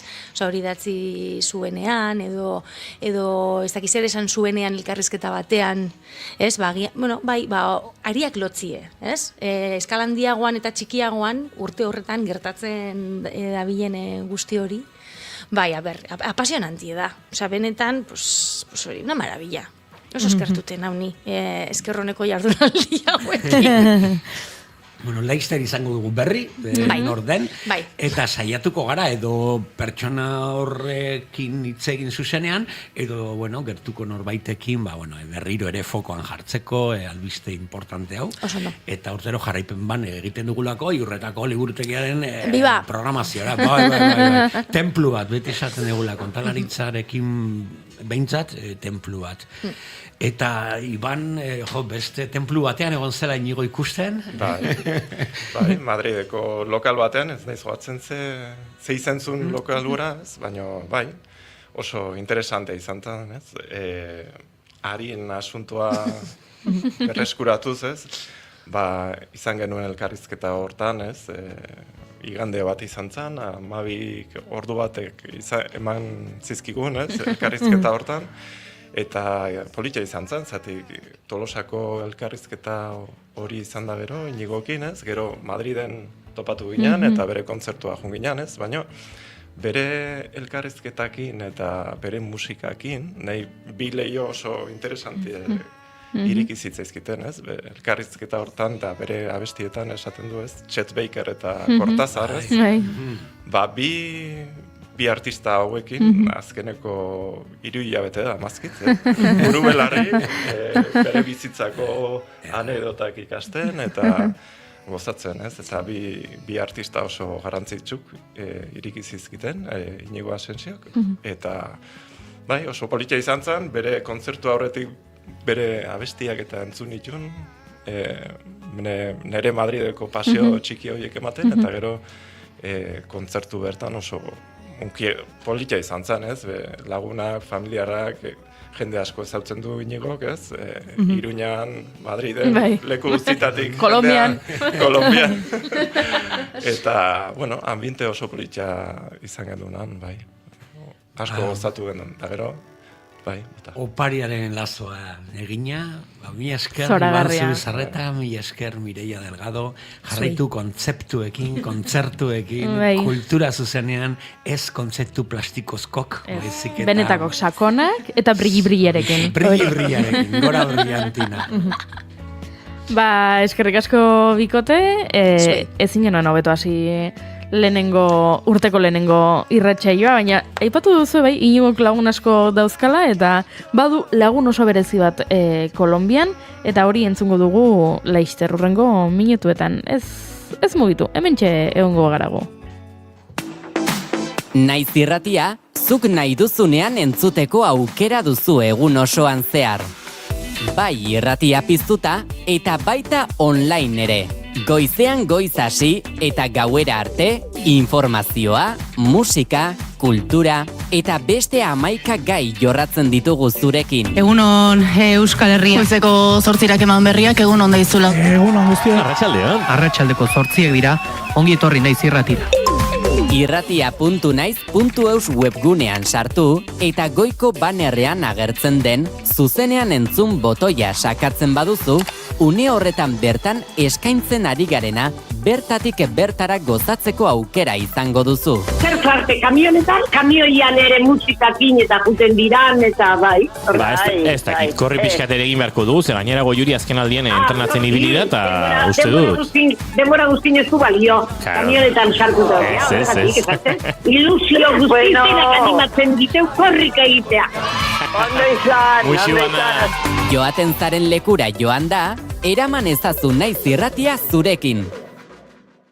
Esan bezala, Iñigo Kolonbiatik dabil, aian oraindik entzule batzuk ez dira jabetu, baina bai, Iñigo Mexikora joan zitzaigun eta Mexikotik Kolonbiara egin dugu salto, ze antxe dabil, berak dio migratzaien inguruko dokumental bat egitera joan dela, guk badakigu hori egitera joan dela, baina horrez gain joan dela kantatzera, joan dela lagunak egitera, eta lagun zarrak ezagutzera. Horien artean, Jose Miguel, poliglota, eta kolombiar maixu, euskaltzale amorratu, eta bueno, nik ez dut gehiago deskribatuko, zuek entzun eta ea zer iruditzen zaizuen.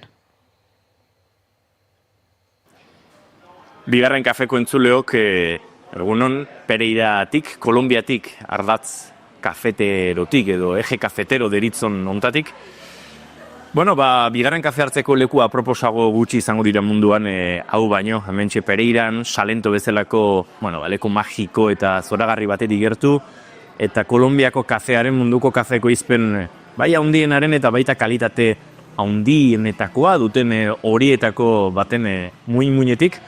Kafe hartuko dute, Pereirar batekin, Kolonbiar batekin, poliglota batekin, eta bereziki duela 9 urte euskera munduan besteen ahotan dokumentala osatzeko ezagutu nuen lagun batekin. Jose Miguel Ramírez Giraldo da bera, Kolonbiarra goiti bera, euskara ikasi zuen inoiz Euskal Herria zapaldu gabe, eta dokumentalaren arira Euskal Herria zapaldu zuen duela 9 urte, 3 astez. Esango nuke atzerritik eta horrela ega agiria gainditu duen euskaldun gutxietakoa dela bera.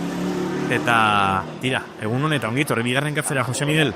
Bueno, egunon Iñigo lagun mina eta egunon entzuleok eskerrik asko aurkezpen horrengatik, espero dut mailan egon ahal izatea.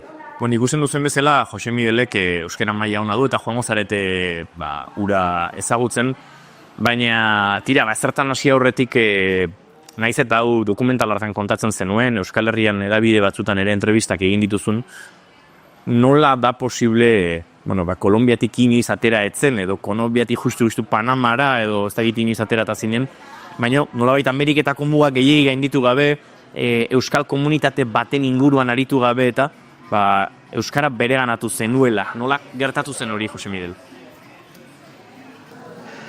Bueno, txikitatik jakin handiko laguna izan naiz. Estreñakos Radio Exterior de España izeneko irrati batean entzunda, kriston jakin mina hartu nuen. Bueno, liburuetan ikertzen, baina informazio gutxi.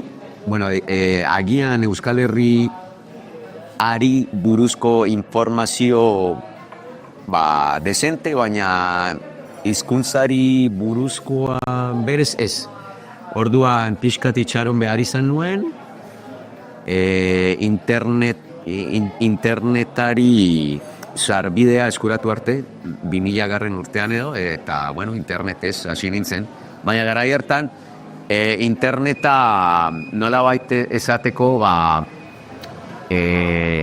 lehen pausoak ematen ari zen, etzen oso garatua, aplikaziorik etzegoen, inongo hizkuntzarik ikastekoa. Beraz, euskaltzain dira, eta gero Deustuko Unibertsitateari idatzi nion mezuana material eske, liburu eske. Eta, bueno, liburu horien bidez, hasi nintzen, gero 2005 urtean edo, hemen Pereiran bertan, irundar bat euskaldun peto-peto bat ezagutzeko aukera izan nuen.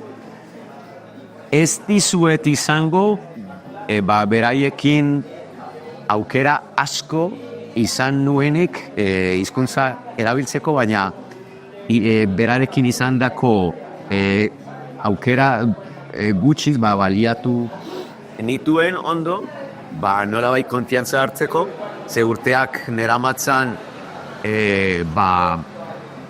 Euskal Herriko lagunekin elkarri idatziz, baina mintza praktika iaia bat ere gabei. Hori esan behar nitzuen, aipatzen duzunean Jose Miguel Euskal Herriko lagunekin, lagun horiek oraindik virtualak ziren. Hori da. Euskararen ikasketa prozesu guzti hori egintzen nuen, Euskal Herrira joan gabe, Euskaldunekin akaso inoiz aipatu duzun kasu hori bezala, ez, hemen Euskaldunen bat topatuta, Kandido Uranga Manizalesen topatu zenuen nura eta beste olako egoeratxo batzuk, baina orokorrean oso bakardade linguistikoan garatu zenuen zure euskera. Uartetxoa naiz.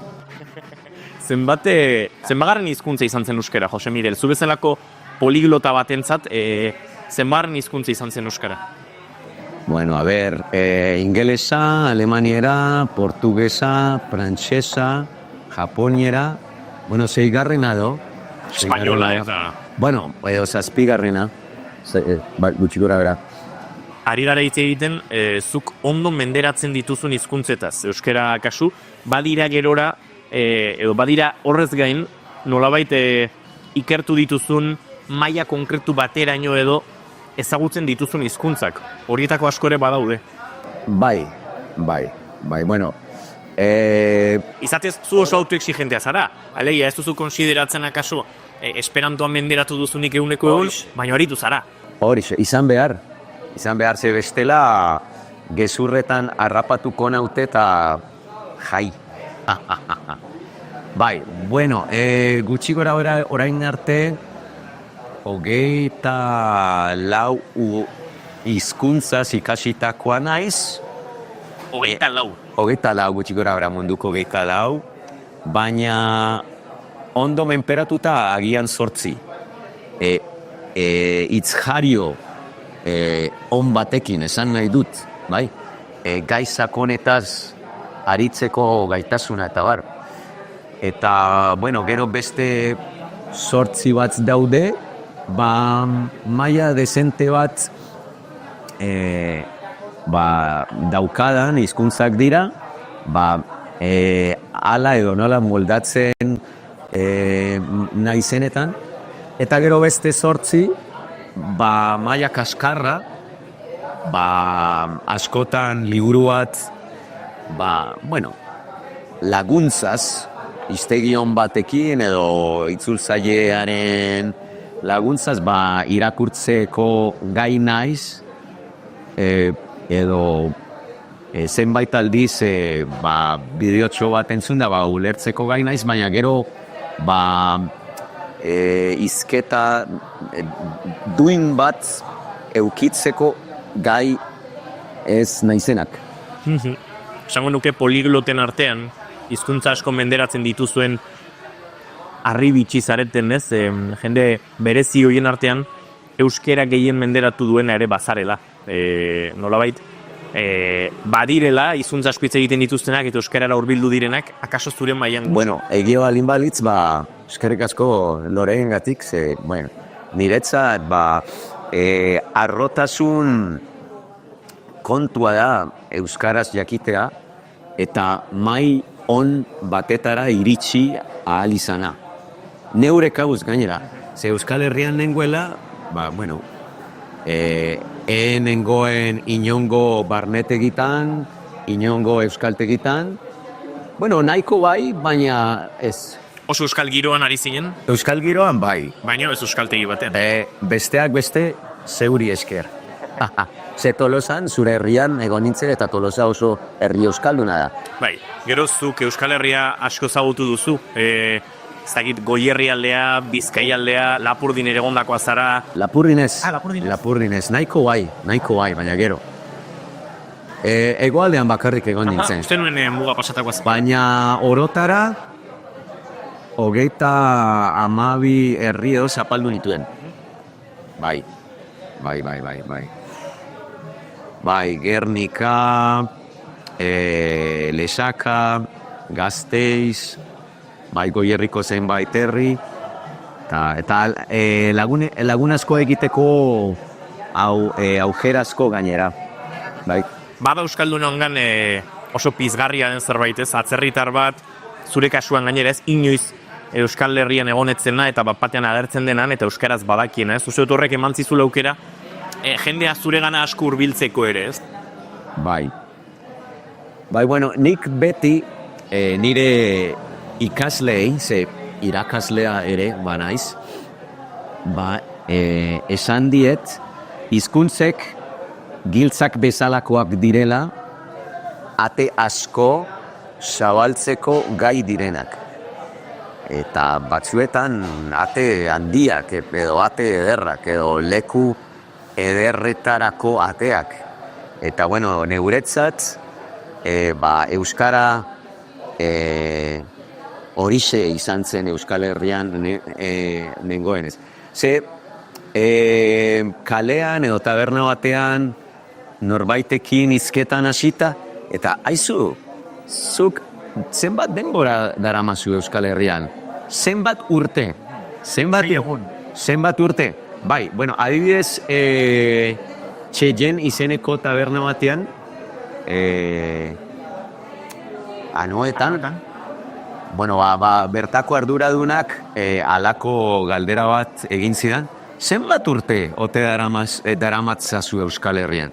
Urteak ez. Orduan, zenbat hilabete? Hilabeterik ez. Adarra jotzen ari zara, ez, hemen bi astez egon, baina hori ezinekoa da, bai, nola eskura dezakezu mai hori bi astez. Ez dut eskuratu bi astez ez dut eskuratu. Bidaiatu baino lehen, urtetan eta urtetan ginen aizelako ikasten, neure herrialdetik. Eta oso harrituta. Euskaldun peto jator atseginen artean, zenbait, nola esaten da? Famatu hori da. Zu nahiko mitomanoa bazinen, bazara. Hori da. Euskal Herriarekin bazenuen olako mito batzuk, ez? Zainbat jende ezagutzeko gogoa, zure euskara ikasketa prozesu horretan Goenkaleko protagonistak ezagutu zenituen bezalaxe, ezagutzen zenituen hainbat aurkezle, Xabi Eroskitze, Iker Galartza, horrelako jendea. Hori. Eta hori denak ezagutzeko aukera izan zen, Bai. zorionez, bai, nire zorion handirako. Bai, bueno, kontua da ni berez enaiz lotxatia eta lagunak egiten ona naizela uste dut. Eta, bueno, urtetan egonda nintzen Euskal Telebista ikusten, Euskal Irratia entzuten, eta horrexegatik famatu askoren berri izan nuen lehendik. Eta adibidez Iker Galartza taberna batean ikusita, berehala, kaixo, Iker Galartza, bai? Eta zu nor zara? Bueno, kolonbiar bat naiz, neurekabuz euskara ikasi dut, eta zu urtetan ikusi zaitut, adibidez, baia semanitan, edo irriki taunen, beti harrituta. Eta entzuteko prest, eta noala, bai, eta noiztik, eta ez dakit zer. Eta, bueno, horrela. Adibidez, bueno, anekdotatxo bat kontatuko dizut, labur. Iruran, Gatiburen kontzertu batera joan, eta, bueno, bertan Gatibu taldekide guztiak ezagutzeko aukera izan da, Aimar Arejita gitarjoleak bapatean esaten dit.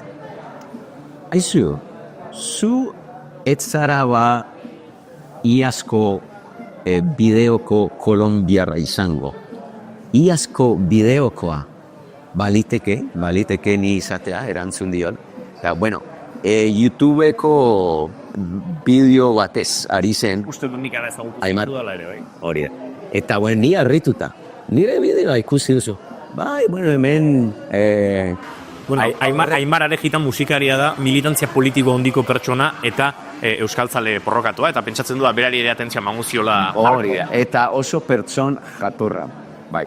Bueno, lagunak egin ginen, Gernikara joan nintzen, bera ikustera, eta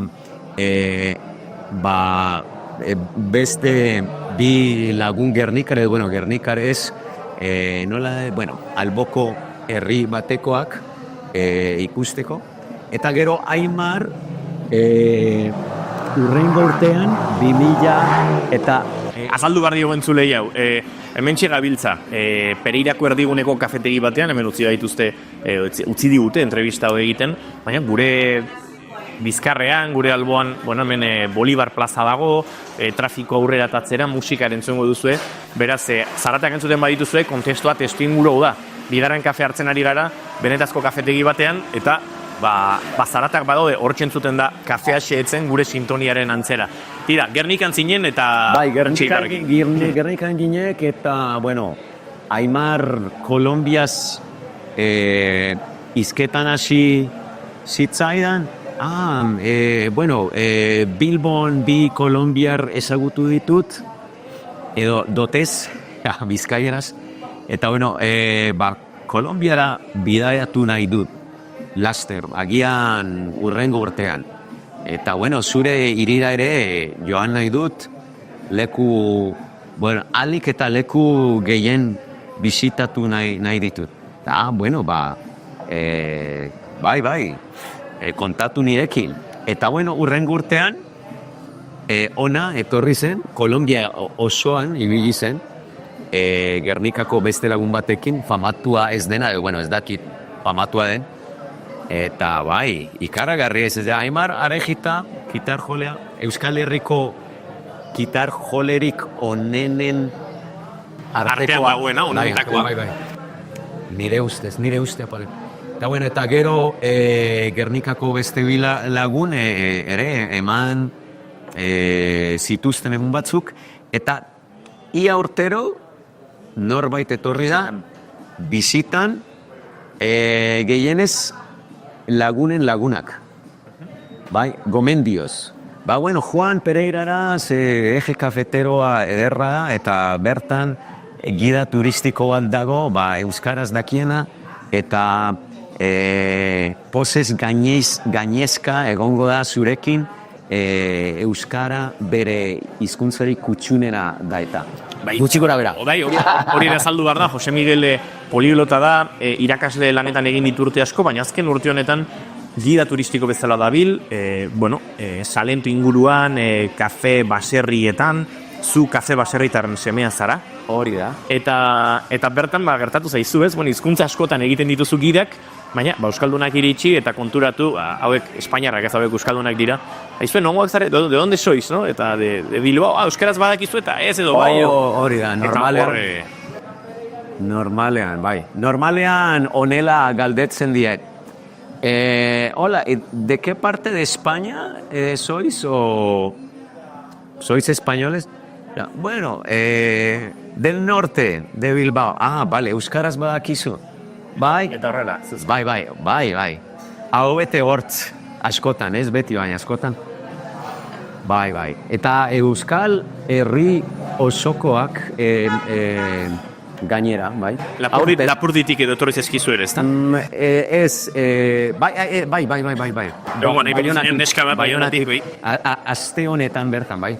Etorri da talde txiki bat, Frantziatik, eta tour lidera,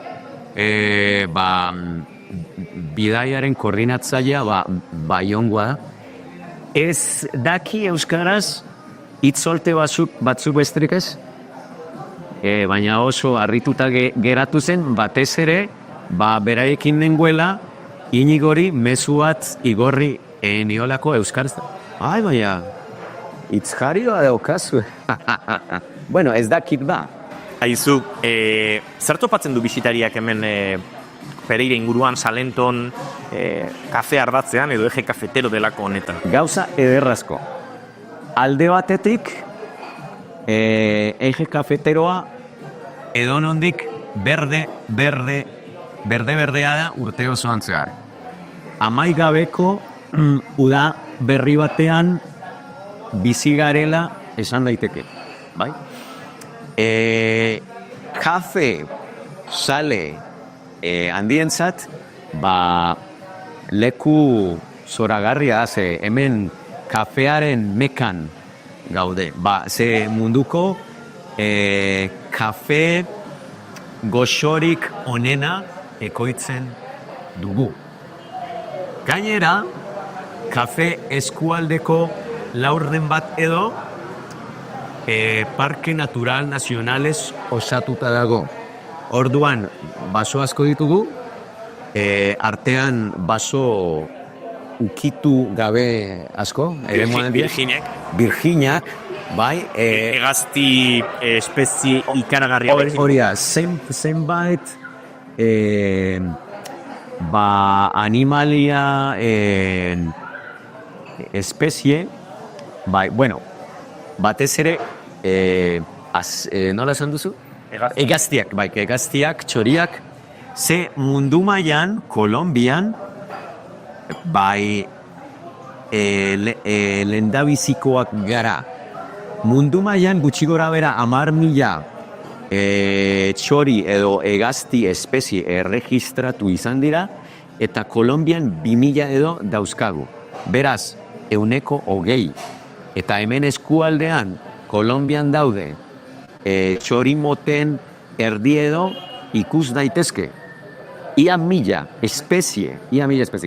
Hori ikaragarria da, eta horretaz konturatu nintzenean, zaletu hasi nintzen, eta orain, aurten zaletu izan nintzen txoriekin, eta, hori gauza derra, gainera termak baditugu, sumendiak baditugu, piso termiko guztiak, eguraldi guztiak, herri bakoitzak berezko mikroklima dauka. Ez da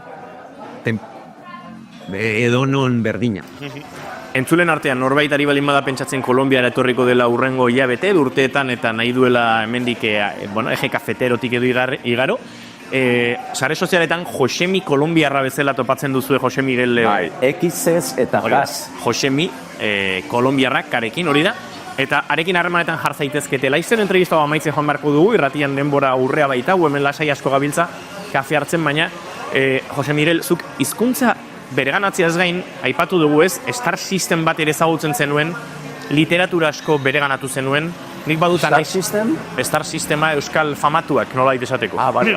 Euskal aktore, sortzaile, musikari, idazle, nik badut anekdota bat behin iritsi ginen Tolosan liburutegira.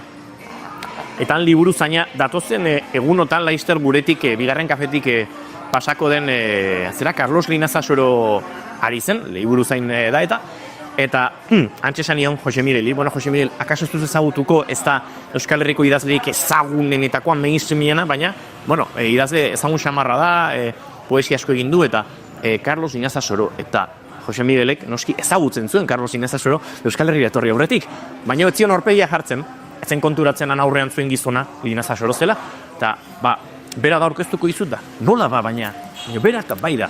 Eta orduan, aizu Carlos, lagun bat Kolombiatik, Jose Mirel hemen da, Euskaraz ikasi du, eta ezagutu nahi zintuen, eta kaixo eta bai, nik ezagutzen zaitut, eta Carlos Linazasoro flipatuta zegoen, Jose Mirel flipatuta zegoen, gainera Carlosek liburu mordo aparitu zion, Jose Mirelek Kolombiatik oso garesti erosten zituen euskal liburuak ona iritsi alizateko, eta antxo pari izan zuen, Linazasoro bakarrik ez duk idazle mordoa ezagutzen zenuen dagoeneko, euskal literatura asko bereganatu zenuelako, irakurri zenuelako. Ezta? Bai, pasadezu ederra izan zen ura, eta gogoan dut Tolosako idazle zahar baten izena aipatuta oso harrituta geratu zela, bai? Bizitza garratza da izeneko liburu baten idazle, gogoan ez dut. Kontua da, ni betidanik oso irakurtzalea izan naizela, eta literatura ikasbide gisa erabili dudala betidanik hizkuntzak ikasteko. Nire hizkuntzetan gero eta trebeagotzeko, kultura sakonago ezagutzeko. Eta Euskal Herrira bidaiatu baino lehen, ikuste dut gutxi gora bera zenbat, ez dakit, 24, 25, liburu, euskarazko liburu irakurritan nengoen. Gero gehiago irakurri ditut, orain arte iaia 70. Eta onak, aukeratuak, bai? Atxagarenak, klasikoak, gero bezalako klasikoak, euskalkizkoak, eta gainera euskalki zaharrezkoak, bai? Nik ez dut inoiz amaitu euskaraz ikasten. Sakontzen eta nik uste dut inoiz... Itanoan ere murgildu itzan eta ikasi uan. Etzekiat bezain iaioa naizen, baina, moldatu egiten nauk. Eta, nola saldu. Pero kontua da, euskarazko edabidetan, somatu nuela, bakoitzak bere izkeraz egiten duela, eta humorezko saioetan, ika asko agertzen zela. Interneten gai honi buruz ikertzen hasita, konturatzu nintzen eta erne eta adi esango dizuedanari. Munduan ez dago beste inongo hizkuntzarik ikako sistema edo itano alokutibo sistema duenik, edo behintzat euskarak hain garatua duenaren pareko. Ez da existitzen, eta ni gramatika zalea naiz, eta euskal gramatika arloan gairik bereziena da, interesgarriena, hurbiltasun kutsu hori, konfiantzazko kutsu hori, eta, nola azaldu. Hori da, itanoa ondo menperatuta, eta xutanoa ere bai, iparraldeko alokutibo formalagoa menperatuta, ja euskara benetan menperatzen dela esan nahi du nire ustez. Jose Miguel, eta labur agurtu beharko dugu laizter, baina azken 9 urte hauetan, Euskal Herrian egon zinen, 7 astez, ega gainditu zenuen gainera, itzuli zinen Kolonbiara, ez duzu oraindik Euskal Herria itzultzeko aukerarik izan, baina euskara mantendu duzu. Egia da Euskal Herrian egon eta gero akaso harreman gehiago duzula euskaldunekin, irakurtzen jarraitu duzula, nola mantentzen duzu hizkuntza? Bueno, ze Pereiran ez dago norekin euskaraz hitz egin. Adi, entzun, egunero erabiltzen dut euskara, egunero, sare sozialen bidez. Lagunei idazten diet, liburuak irakurtzen ditut, edo argiako artikuluak, edo berriako artikuluak, arpidetuta nago gainera, bai? Eta Euskal Herriko errealitateren berri izaten dut. Eta orain, gida turistikoa ofizialki orain dela urte asko izan nintzen. Eta gero orain dela urte bete, itzuli nintzen. Eta itzuli nintzenetik, gero eta euskaldun gehiago ezagutzeko parada izan dut. Eta, horrek ere lagundu dit, baina agurtxo bat bidali aldiet bi laguni Azpeitiako bati, bai? Eta Gasteizko bati. Josu Albero eta Ibai Muñiz. Eskerrik asko bihotzez, azken 9 urteotan nire maila mantentzen lagundu izanagatik. Ze oso, gizon jantziak dira, Josu Albero adibidez wikilari handia da.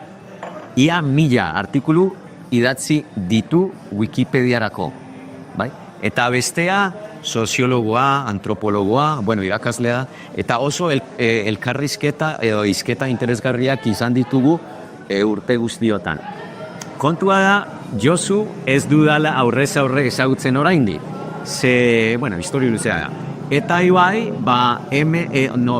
ona etorri zen 2018an turista gisa. Eta horrela elkar ezagutu, eta berak gainera, bidali dizkit azken urteotan euskarazko libururik gehienek. Beraz, eskerrik asko benetan eta zuri ere eskerrik asko. Ari naiz pentsatzen Goiuri eta segituan bukatuko dut entrevista hau, bigarren kafean baditugula hainbat liburu, agian horietakoren bat oparitu dizaiokegula Jose Migueliz, benetan estimatuko ditu hemen Kolonbian liburu bat, euskarazko liburu bat lortzea, ez da inerrexa, garestia da, bidalketak ez dira merkeak eta akaso paketetxo bat bidaldo behar diogu opari. Jose Miguel, bukatzeko Euskal Herrian egon zinen duela 9 urte, itzuliko zara inoiz, ez dakigu noiz, itzuliko zara. Orduan mito asko zenituen, asko asetu zenituen, Kalakan ikusi zenuen zuzenean, hainbat antzezlan ikusi zenituen, pertsonaia Iaski Serrano, Xabier Euskitze, Iker Galartza, Iban Garate, jende asko ezagutu zenuen, Kandido Urangarekin berriro topatu zinen, berriro itzuli ezkero, zein nola buruan daukazun Euskal Herrian egin beharreko Ai, ama, hori. Ez da zergatik pertsona ezagutu, Lentxandan joan izan gabeko leku askotara joan. Iparraldera, adibidez. Gure pelera kaso joan marko zela. Gure pelera, Zuberoara, eta nola ditu, Bastanera, adibidez. Eta, beste pertsonai batzuk ezagutzeko, baina batez ere, Josu Albero laguna azkenean aurrez aurre ezagutzea, lehen txandan ezagututako lagun askori bizita egitea, eta zer diago? Bigarren kafean entrevista bat egitea, baina zuzenean Tolosako gure estudiotatik, hau Kolonbiatik Jose Miguelek kontatu diguna, eta Jose Miguel agurtu egingo ditugu gure entzuleak, Euskal Herria laizter joango zarenaren esperantzaz, baina zorionez, gaur egun bideo deiez, edo bidaiatuz, gure euskal hiztun poliglotena edo poliglotenetako izango dena ziur, tarte batean gehiago zagutzeko aukera izan dugu. Eskerrik asko Jose Miguel, eta urrena bigarren kafean han izan dadila Euskal Herrian. Pozez gainezka gainera. Eskerrik asko zuei.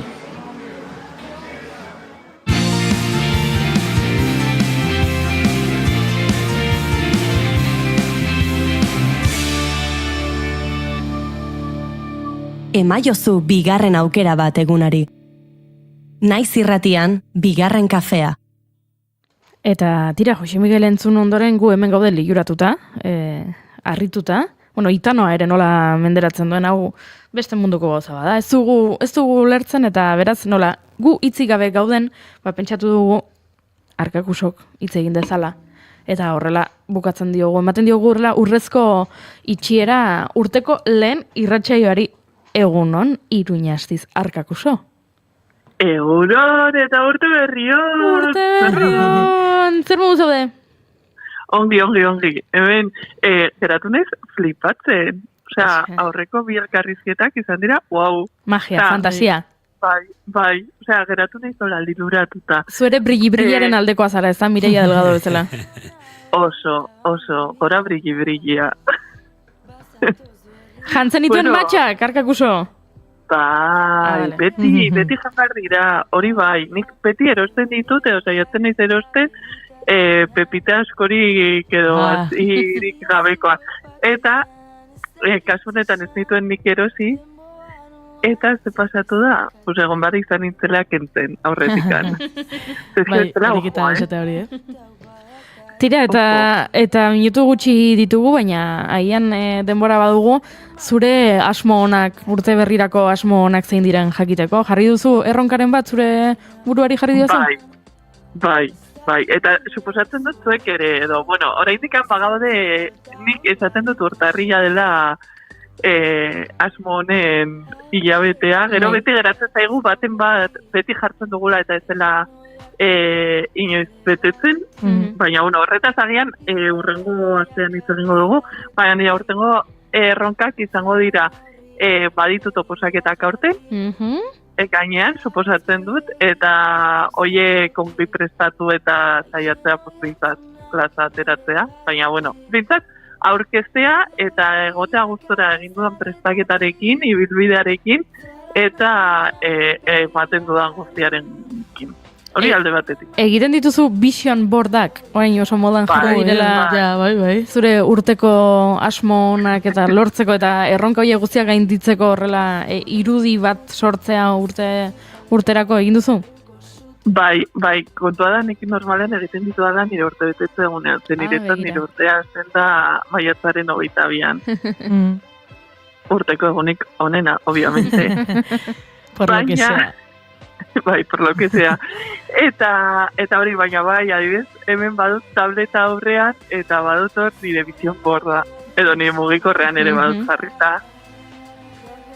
Así que, eta zuek egiten duzu, Nik lehengo urtean egin nuen lehenengo aldiz, eta nola gauza batzuk, jarri nituen gauza batzuk bete diren, berriro egingo dut aurten, egin nahi nuen urtea hasi aurretik, baina lan egunak direla, kanpora joan nahi zela egun pare bat igarotzera, eta horrela, ez dut egin beraz, gaurko nire helburua horixe da, gaur egin behar dut, nire kolaxa, 2025ari eskatzeko, nahi dudana. Zer nahi dudan, gauza honak. Nire ez dakit, kostaut ez asko visualizatzea gauzak, oso abstrakto pentsatzetela ustet.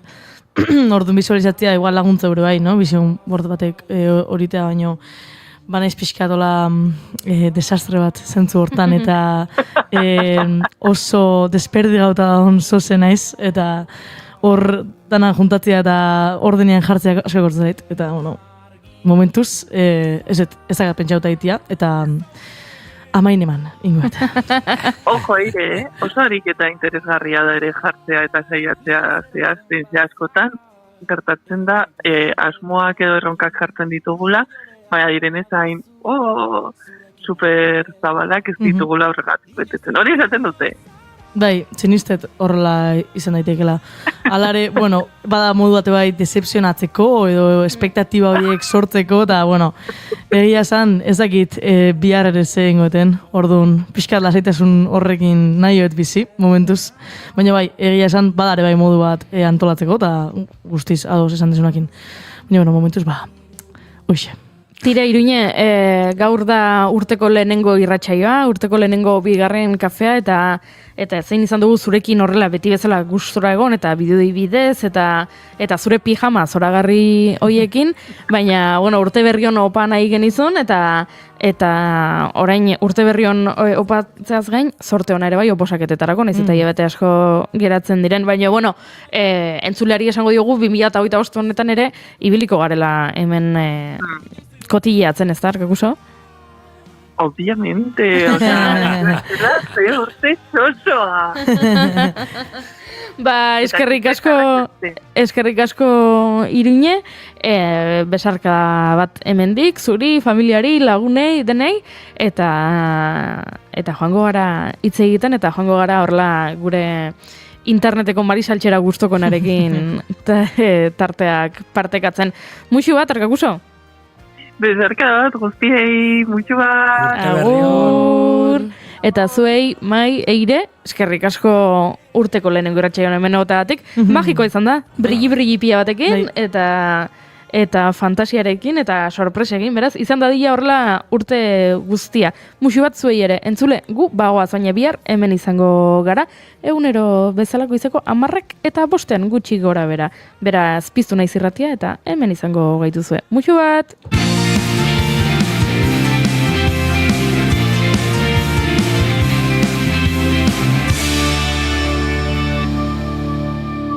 Keep calm and bigarren kafea.